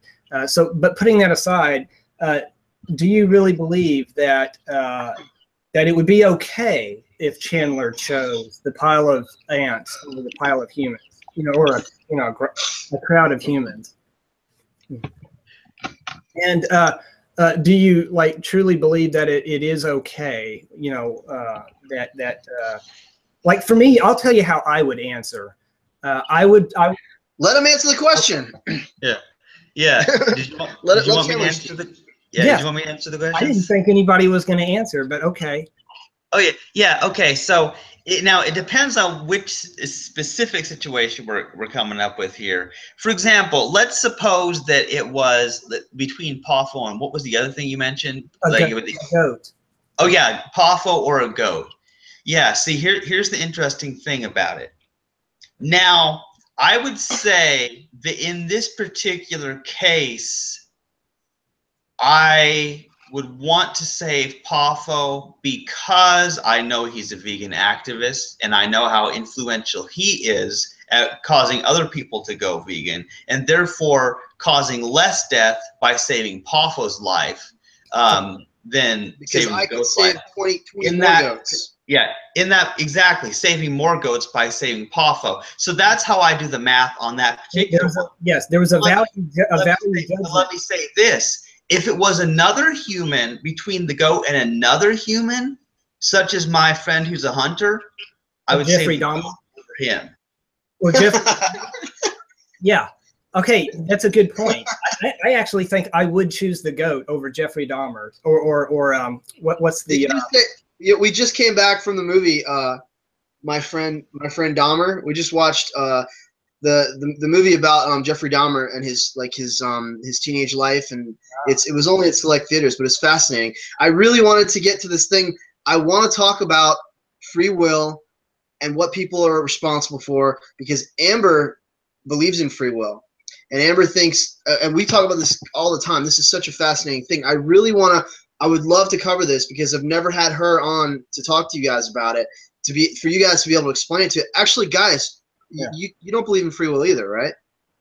Well, I can't say yes or no, because I do believe that, like I said, we do get to do what fulfills us. We get to choose what fulfills us. We just don't get to choose that which stimulates us to choose the way we choose. So it's kind of a tricky. Yeah, it's kind of an elaborate way of saying the same thing. But like what I would say is that there's much more. Everything's based on our environment and the influences that came prior. So that our choices are not ours alone. Here's how I would explain it.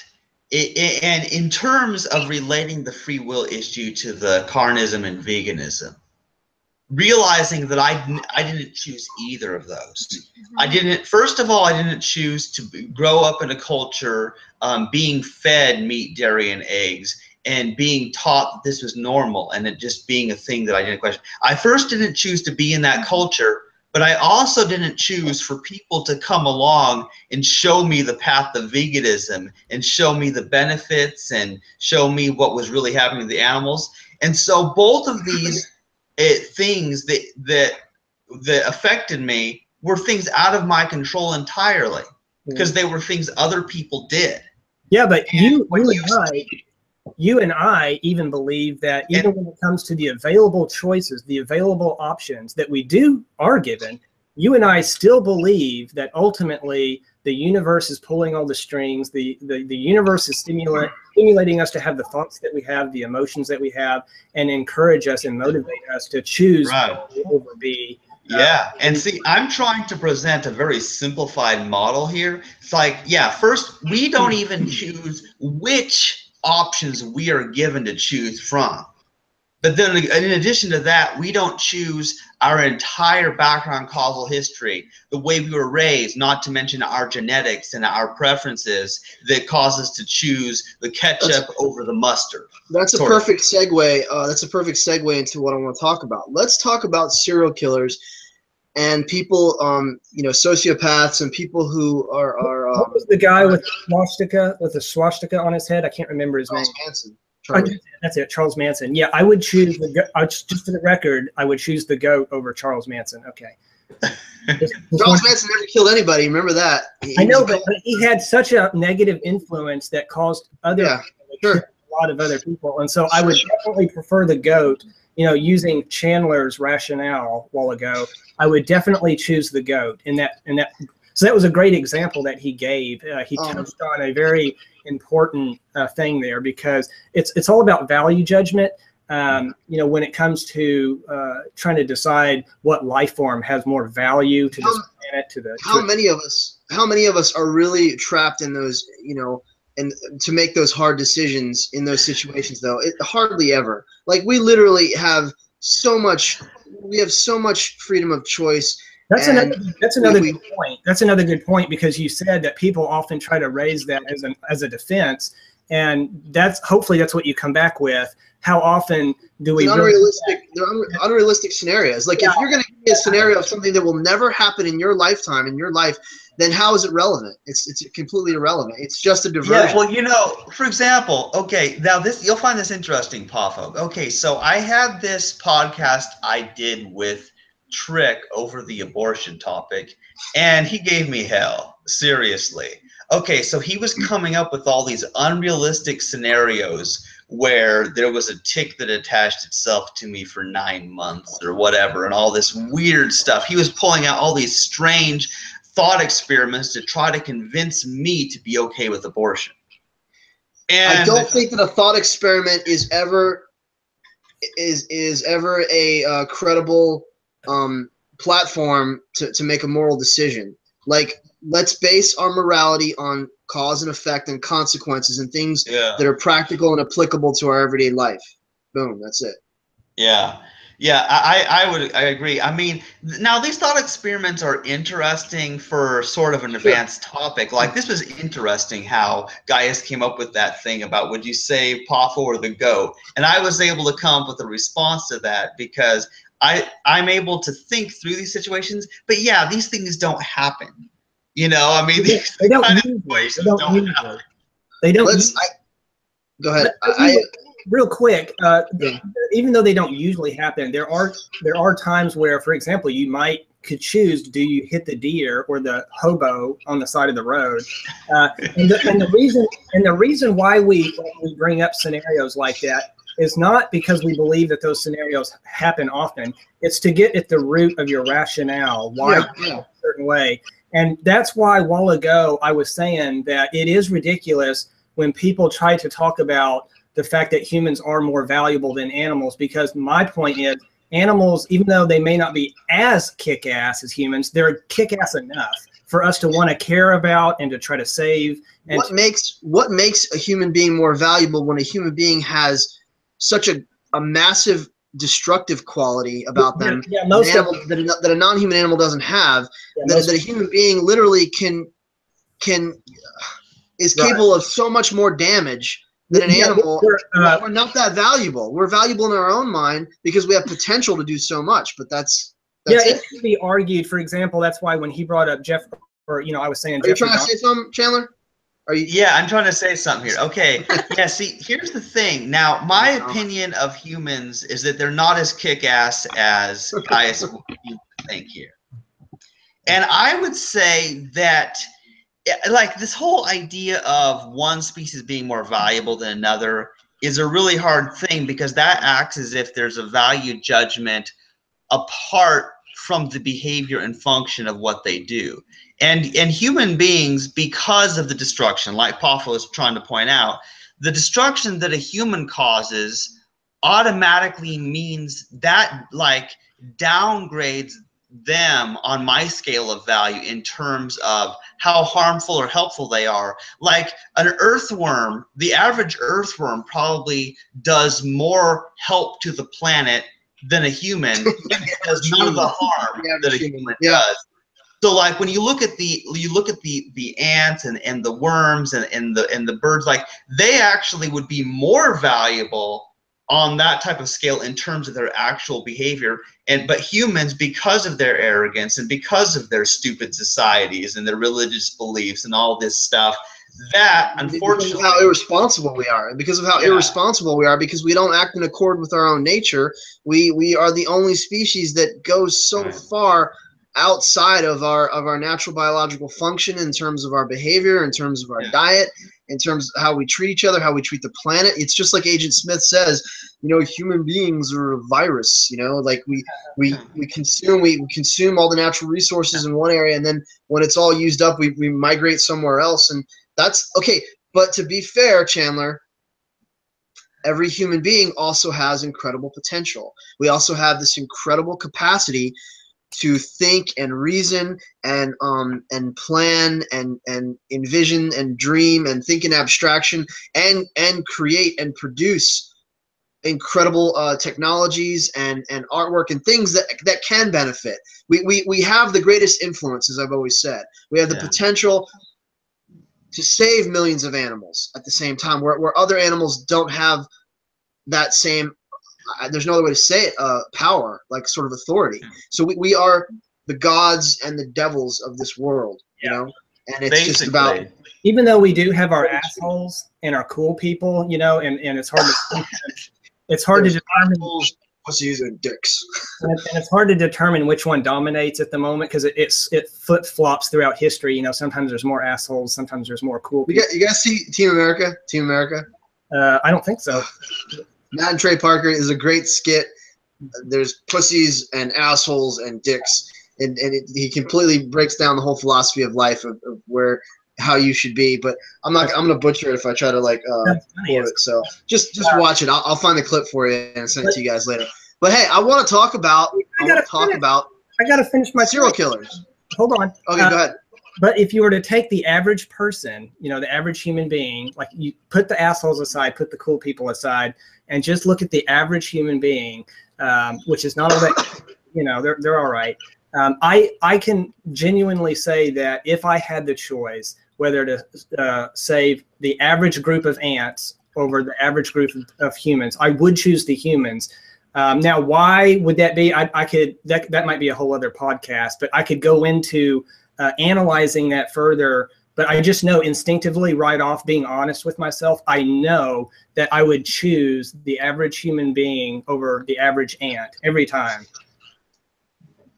You're not in the scenario, and just because of proximity, because of size, because of scale, we're naturally inclined to choose the safety and well-being of the larger animal, the larger mammal, the larger life form that's closer to us in terms of our size and scale. That only makes sense because it's what's relevant to us. No, for me, at least for me personally, like, I would, if there was a little fella like this, if another one came up to me and he was that small, but he was, he's human, I would still choose him over the ant, It's a good point. It's a good point. So he has all the mental, the cognitive capacity, reasoning skills, but he's just a miniature version, right?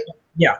And I would still choose him because to me, I think there's more value in the way he experiences the universe compared to the way the ant, you know, at that stage that he's at in life right now. But that's arbitrary. But that's arbitrary. That's arbitrary, guys. Because according to his own subjective experience, the ant, that fly, that cockroach, their experience is just as valuable to them. You're just saying that it's more valuable because you're a human. But if you were an ant, a cockroach, a fly, a maggot, you would say the same thing about your own species. What I'm trying to get at is, because again, remember, I do believe that in the wheel of life, that one day I will be that ant.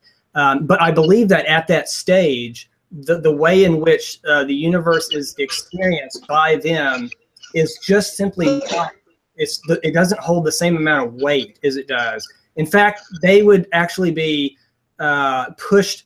Oh, I don't even. This is going to open up a whole other can of worms. I better not go there because that's a whole other podcast. This thought.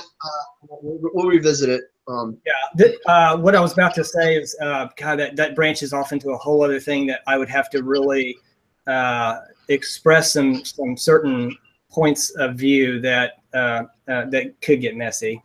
Guyus, just write it down and we'll revisit it later. But while I've got you guys, like seriously, I want to talk about free will. I want to talk about sociopaths, and I want to talk about vindictive justice. Is that the right word? I asked you this once before, Chandler, but what's it called? I want to say not righteous indignation, but retributive justice. That's the word. Yeah, punishment. The penal system, sending someone to jail.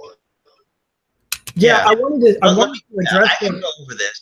I wanted to address that in the last podcast, but we never got to it. The way the prison system is designed right now is just extremely pretty much the opposite of how I would design a prison system. In fact, people wouldn't even recognize my version as a prison system because it would be that much more about rehabilitation, about getting these people to be better educated, better, more in touch with, their spiritual inner side, and not so much about just trying to harness all of society's frustration onto that person, wanting to punish that person, because that's really how the prison system is set up right now. It's just simply to punish people and to take out our frustrations on, and to sort of stack up our, focus our blame onto.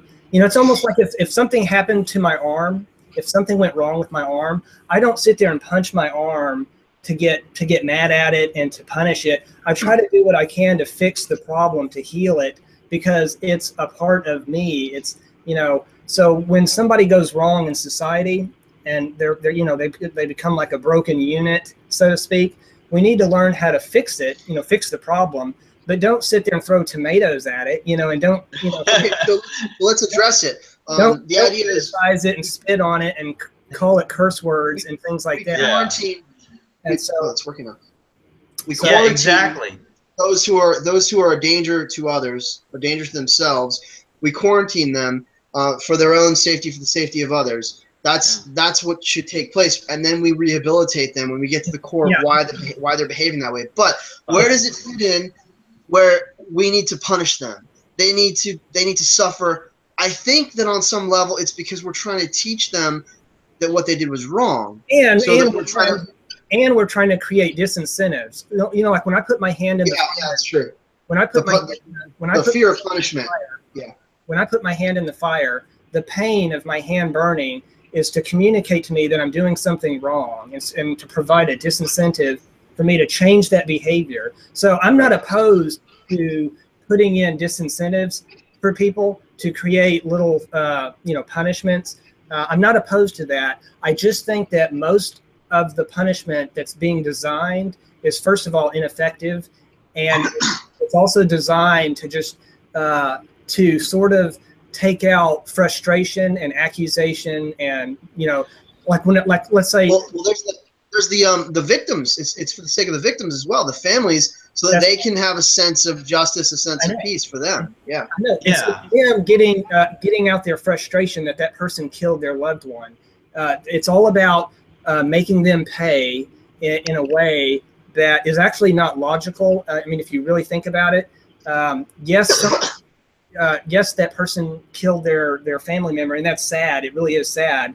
And if you really understand it, it's the universe's fault. You got to blame the universe. You got to get mad at the universe, but don't get mad at that individual and place all the focus on that one individual and just sit there and throw tomatoes at it, you know, and spit on him and whatever. Chandler, do you want to say something? Because I want Amber to speak about this, because this is the topic. Because see, and this is like what you guys have been saying a little bit, but basically, in my model, there is no such thing as punishment, because you're not sending somebody to jail because they deserve it, because they did something bad. No, the entire purpose is to keep society safe. And also, I agree with the rehabilitation thing, like what Guyus was talking about. If there's a way to get them help and change their behavior so they no longer do that, then that would be a purpose. But it is a quarantine, not a punishment, because the idea of punishment only goes along with this belief that a person is the true author or decider of all of their own actions and thoughts. And what we believe as determinists is that essentially we cannot be 100% held accountable or responsible for our good or our evil and immoral behavior. We cannot be 100%. We cannot be 100%.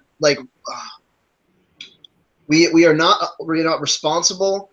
And we're not deserving on the other side. You know, that you can't 100% receive all the praise for something, because what you are is an amalgamation of all the different experiences, all the different influences, all the different people, everything, your biology, your makeup, and then what you've done wrong is also a consequence of all these different things. But dude, we got to get to this. People make bad decisions. People do a lot of stupid shit. People. Yeah, and that's why there does have to be consequences, negative consequences.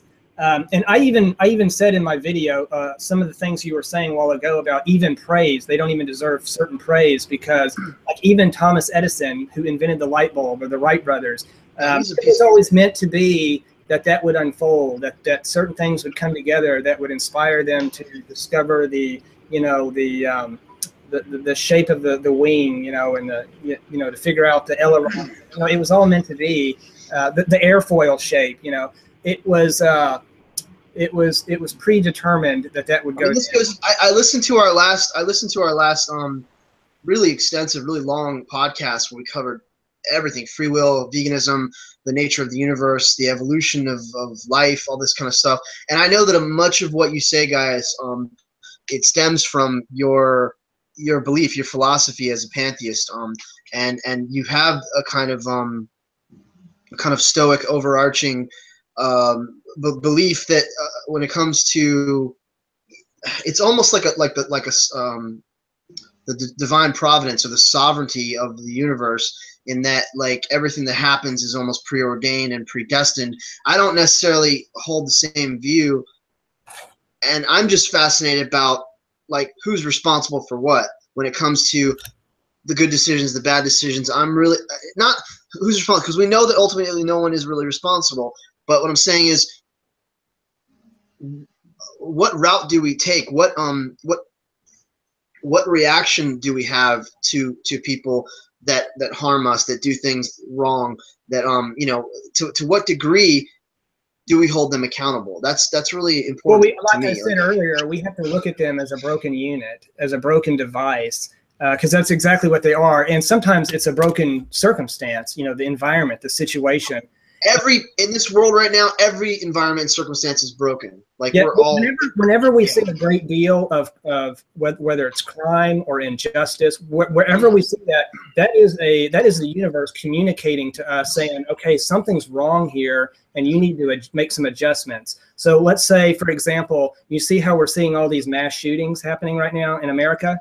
That is a signal. That is a cue saying, okay, there's obviously something socially wrong right now, and that needs to be corrected. And until we do correct it, that's going to continue.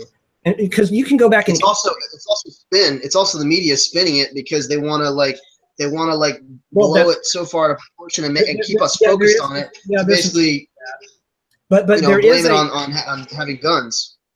But you do have to also admit that there is a climate change. This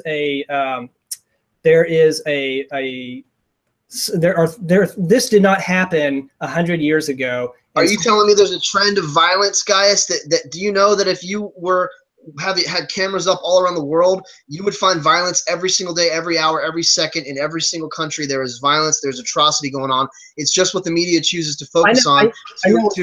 Yeah, I've heard that argument before. I've heard that argument before, and there's a lot to be said for that. That sometimes the media draws attention and focus to it. In all fact, the time, everything in the media is for political reasons, for socio-political reasons, to manipulate the culture. Right, there is that going. But having said that, putting that aside, I still think that statistically there is more mass shootings happening today than there were in the 1970s, for example. Because there's more access. There's more access to these automatic weapons and stuff. Of course. Okay, so there's my point. There's something that has changed. That needs to be corrected, and one of the things is the easy access to semi-automatic weapons, and also the way people are being raised. They are more stressed out today. That's what I was going to say. Why aren't we addressing families and dysfunctional home life and what exactly? Because I did a video. I actually did a video on this as well. This is a two-part problem. There's the easy access to weapons, and then there's also the psychology, the sociology behind it, the way people are raised, and even mental illness. So obviously, in my opinion, the American culture right now is pretty sick. The way people have to get up so early and stress out and work as hard as they do. They don't have time to properly raise their families. They don't have time for or quality time to spend with their loved ones. And so you have this toxic environment where, of course, people are starting to bust at the seams right now. I'm surprised I haven't, gone, mental, but, but I think we all have, just in a better way. I'm one of the lucky ones because I just happen to be born into a family where there's a lot of support, and both financially, mentally, emotionally. And so I'm one of the really lucky ones, but a lot of people out there are not so lucky. Like when you've got a good family support system, then you're definitely going to be able to cope with the losses and the tragedies and disappointments in life much better than someone who has no one to talk to, someone who's alone, isolated all the time. You should really watch that movie, man. It was brilliant. It was actually really sad. What was the name of it? My Friend Dahmer. Mm-hmm. It's based on a book one of his friends wrote. It just came out though. It's basically Jeffrey Dahmer's high school life is what it is. Sounds like, yeah. The early yeah. I keep choking here. Chandler, let's talk about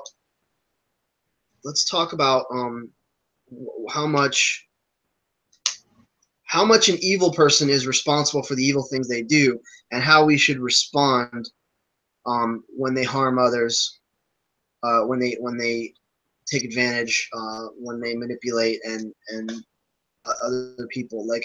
Like Amber believes, well, there is a predisposition, biologically. Sorry, my throat's really dry. There's a predisposition that what? I said, if you cough one more time, I'm gonna snap your neck. I should hit. I'm sorry. I'll hit mute next time. I'm like something in my throat. Drink some water.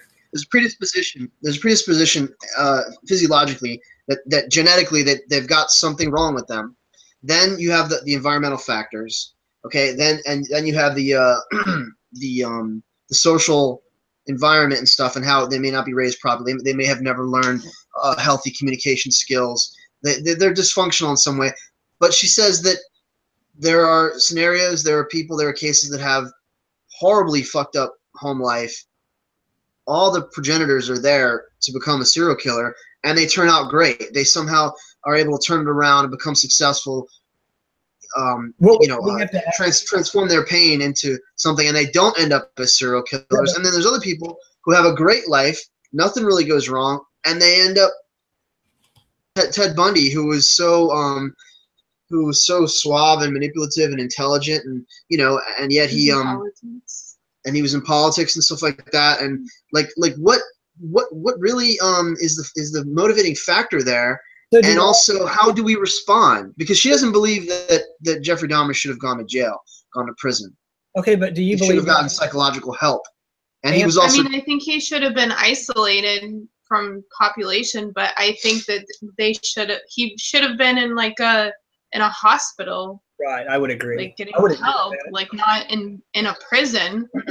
I agree with that 100%. Actually, do y'all think there's an additional variable though, other than nature and nurture, that you're trying to zero in on? Like, do you think there is a possible variable that does contribute to someone's behavior and their thoughts? Like their cognitive volition, like them choosing. Well, I'll make it easy for you. Like there is a free will, as if there was a free will. Is that what you mean? I'm trying to get there without actually directly saying that, but in my opinion, I believe there's only nature and nurture. That there's environment and then the genetic predisposition. I don't believe there's anything other than that. But if there is something other than that, for example, if you want to call it free will, then let's try to zero in on how you would define that and set the parameters for that, what that means to you. And also, and most importantly, how do we respond to it, to people who violate human rights, to violate another's, another's body, to take another life? Like whether it's excusable or not, because when is it excusable? When is it not excusable? We should always quarantine them, right, for the safety of others. But what do we hold them accountable for? Chandler. Okay. Yeah. First of all, I hold nobody accountable for anything they do.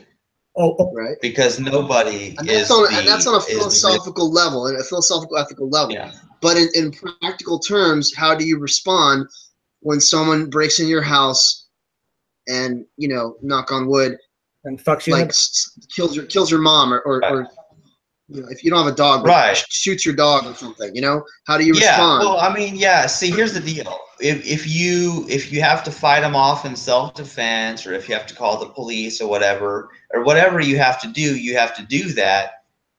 But that doesn't mean they're accountable for it. It only means that you're trying to stop them from causing. Right. Self-defense. So there's no contradiction between these things.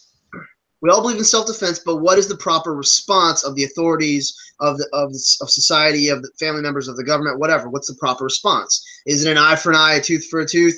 Do we cut off the hand? Do we imprison them? What do we send them off to therapy? What do we do?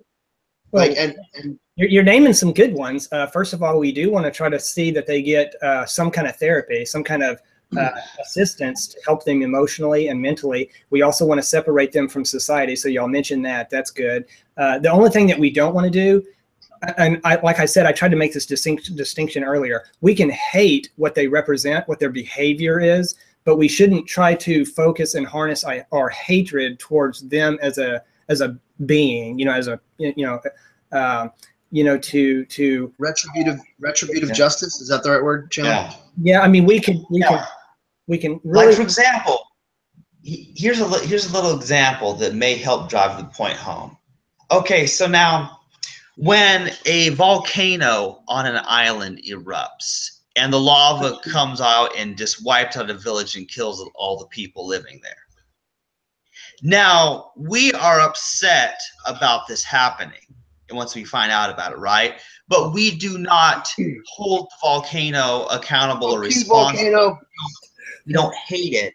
And what I am trying to tell you is that the only difference between a volcano and humans is that we can separate the humans from society, but we can't really separate volcanoes from society and put them in, give them therapy the same way we give them humans. They'll tend to blame God, because it's a force of nature. Yeah. Huh? Yeah, exactly. Yeah, you said it, Poffo. Because they are the same force of nature, just like the humans, whether the volcano or the tornadoes, whatever. I'm saying they are the same thing, only that our approaches in dealing with humans may be more effective than dealing with those other natural disasters. Or we have more. We have more. Don't get me wrong. We have more influence and control. We can possibly change someone's behavior. We can't change the tectonic plates and the geological. Yeah, another great example is you can do activism and educate people and convince people to go vegan. You can do this with humans, but it's very difficult to talk to the wolves and the bears and the lions and talk them into going vegan, because for one thing, they don't have the option of buying their food in a grocery store and simply going over to produce rather than the meat department. So they're not doing anything morally wrong to begin with, because they're doing it based on survival and they're doing it based on necessity, and they don't have that moral capacity. They've not yet developed that moral capacity yet. Right. But we can control and orchestrate and manipulate their environment, as we do with domesticated animals, to stifle their primitive drives, of competition and predation and stuff like that, as we've done with turning wolves into a chihuahua, and that will come down the road. Like if me and Trick, we ever can talk about this sometime, like trying to end pain and suffering in the animal kingdom, if that's even a prospect in the distant future. But again, how do you deal with the serial killer? When do they? I wanted to quickly say that when it comes to the volcano eruption example, there's two different kinds of hate. Like you were saying, we don't hate the volcano. I mean, in one sense, we can hate the volcano. Is the class listening? Is the class paying attention? Show me a makeup. This is pretty badass. Okay. I want everybody's undivided attention. But go ahead. I got you, man. I'm listening. Yeah, I was saying there's two different kinds of hate. We can hate the volcano in a sense. We can hate what the volcano did, and we hate what volcanoes represent. We hate them. We hate tornadoes. We hate floods. So in that sense, in a sort of I don't know.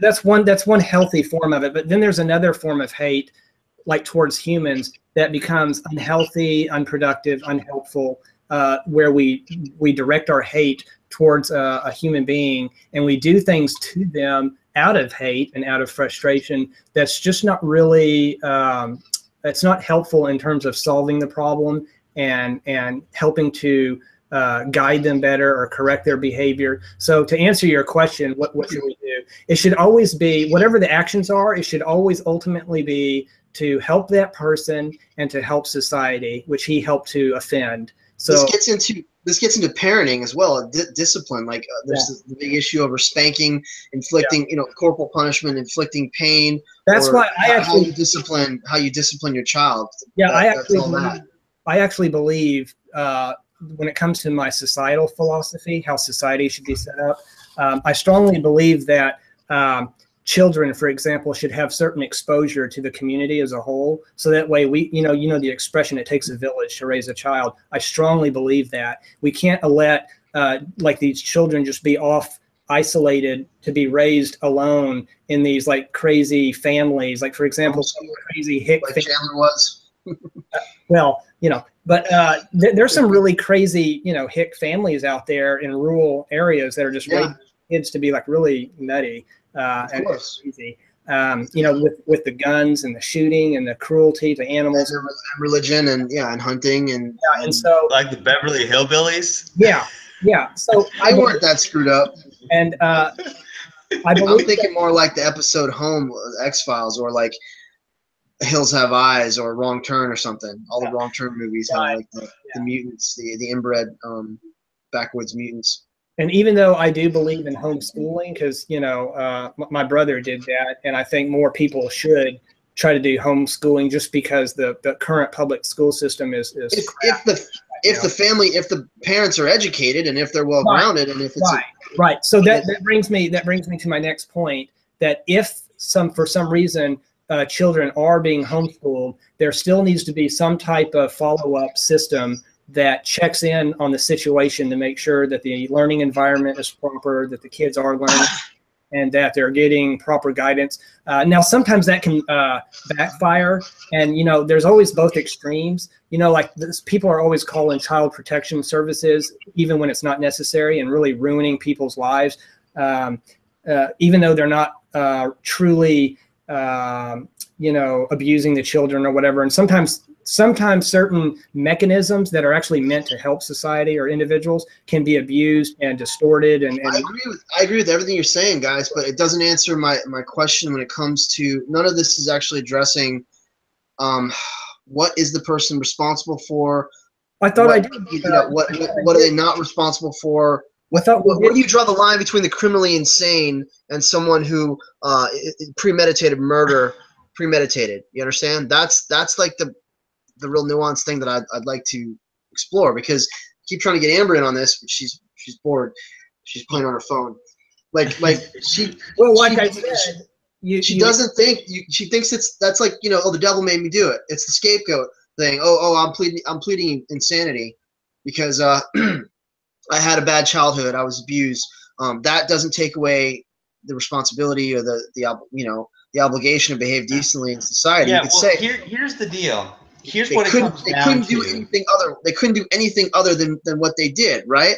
But how do we know what they could have done and what they couldn't have done? That's what I'm trying to. We won't always know. It's not a perfect science. All we can do is the best we can as a collective. We can examine people to try to determine whether or not they're mentally fit to go back into society. But like I said a while ago, whenever somebody errs or does something wrong, the best we can do is to simply either try to guide them as an individual better and to protect them from society. That's about the best we can do, and it's not going to always protect them from society. You protect society from them. Right, just protect society from their actions. Sometimes we have to separate them and do just what's best, for society as a whole. But we also want to try to help guide that individual. Maybe he has mental problems, maybe he wasn't raised right, whatever. Other than that, I don't see any other alternative action to take. Like, what else would you do? Like, would you spank them or And the main thing is, I would say that you got to put in disincentives. We got to do things that are undesirable. So there does have to be consequences. Whether it was their fault or not, whether they meant to do it or not. That's the threat. That's the threat of punishment. That's the threat of punishment. This is what I wanted to get into. I do believe in punishment to some degree, as long as it's reasonable, as long as it's healthy, as long as Let's try to get everybody's it's fascinating discussion. Let's try to get everybody. Let's just talk for like a minute or two each, so we can have like a flow. Yeah, Chandler, and throw out some ideas. Throw out. Yeah, sure. And I just want to also say that I'm hoping that we can bring this to a close soon. I'm getting really tired. And no, it's not happening. You're not going to bed anytime soon. You're here for the long haul, man. This podcast has been going on almost 3 hours. But anyway, so here's the thing: is whatever is proven to be effective, whatever works. If, like Guyus is saying, the threat of punishment does deter crime because people don't want to go to jail or whatever, then it's useful. Not saying they're responsible, not saying they deserve it, only as a practical matter, and only that. What stops crime? And if you have to lock them up in a hospital or wherever for the rest of their life, because you can't guarantee that they won't go out there and do the same things they did before, you have to lock them up for the rest of their life. But here's what I would say, and here's the thing that most people would disagree with me, because they want people to suffer. I don't want those people who are quarantined for the rest of their life to suffer. In fact, I would like to find a way for them to still contribute to society, even though they cannot be around the public. But maybe they could work a job. Maybe they could work in building things, or work on a supervised maybe prison farm where they grow the fruits and vegetables, and they work, and it gives them Very gracious of you. Yeah. Amber thinks we should do medical testing on criminals and pedophiles and rapists. We should test on humans instead of animals.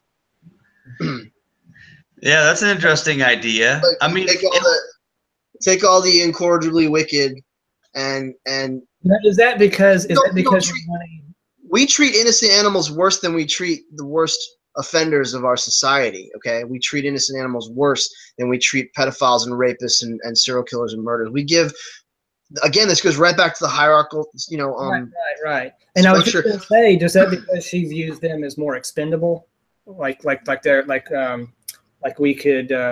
And by the way, does that also involve any kind of hate, frustration? Or because they deserve to be punished. I don't know. Speak up. I want to know what you talk about all the time. She said it jokingly. She doesn't want to be incriminated. She doesn't want to incriminate herself. It's no secret that we both have misanthropic tendencies. Amber is much more pessimist. She's a cynic. She doesn't trust humans. She thinks humans are scum, basically, until they prove themselves, until they are, a lot of them are, worthy and deserving of it. Like, she really doesn't. That's her opinion, basically. I guess it's on par with like Trick, the way Trick feels, right? Pretty much. Well, yeah, and also, I mean, I'm pretty much that way myself. That's the thing about it.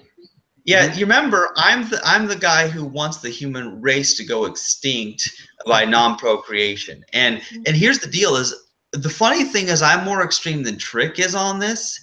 Here's the weird part about it is that he doesn't want the human race to go extinct. Kind of like he thinks that somehow we can do something where we can reduce the suffering through technology or something and stop the suffering everywhere else in the universe that might be happening. But I don't have enough faith in humans that they will be able to ever get to the point. So I'm like, how about everybody stops procreating? And the human race goes extinct, and that would be the best thing to happen to the planet because all the other animals would be better off. And when you guys were talking earlier, all I could think about was why do we want to correct behavior? Why don't we just correct it before it even starts? Why don't we just stop having children? Stop allowing people the privilege to be able to reproduce in the first place, and it would never even get to that. Everything we're doing is like attacking the symptoms instead of attacking the root problem. I don't understand the logic behind why we allow anybody and everybody to be able to reproduce. And I'm not saying have sex. I'm saying why we just allow anybody and everybody the ability to create new life, and then that innocent life always ends up suffering, is always neglected and abused, and ends up contributing to this dysfunctional society. Ends up being a serial killer. The cycle of abuse continues. Why do we not see that? That's where the problem starts. The problem starts with having children. That's actually what I've been waiting to say, is that usually most of these wrongdoers, they've already been punished enough. That's why they're doing it in the first place, because they had it hard, man. They couldn't rise above it. And so they flipped, and so that's kind of the irony, is that most of the humans who do wrong, who steal, who kill, or whatever, that is a direct response from how shitty they were victims. Right. So they've already been victims. That's a reflex. That's reflecting what was done to them, what society did to them. And so now it's sad. Why are we not just pulling the plug? Why are we not attacking the problem where it begins, which is in the home, which is in people procreating, like Chandler says. This makes no sense why do we give people the right to reproduce? You know what the answer? I'm not saying they have a right to get together if they want to get together and be involved sexually, but I'm talking about the right to reproduce. Everyone should be sterilized at birth. It should be mandatory, and then they have to earn their right to be able to have children. Yeah. They have to prove themselves. They have to go through courses. They have to pass tests, pass psychological evaluations. It's so easy. Anybody can adopt an animal. Anybody can adopt. Not everybody can adopt a child. That's a rigorous process. But anybody can just literally have sex and create new life. And that doesn't make any fucking sense to me. It's harder to get a job than to have a kid. Yeah. Yeah. My brother. Having a kid is the easiest thing to do. It just natural biological inclination to screw and have sex. We all have that. Well, most of us. I'm going to speak for Chandler. We generally have that. I'm a different story there. See, for me, that would be so hard, if not impossible, because of how repulsed I am at the very thought of that. Chandler, that's due to experience and environmental factors. Had you been raised differently, had you grown up in a different situation, you might be Poffo.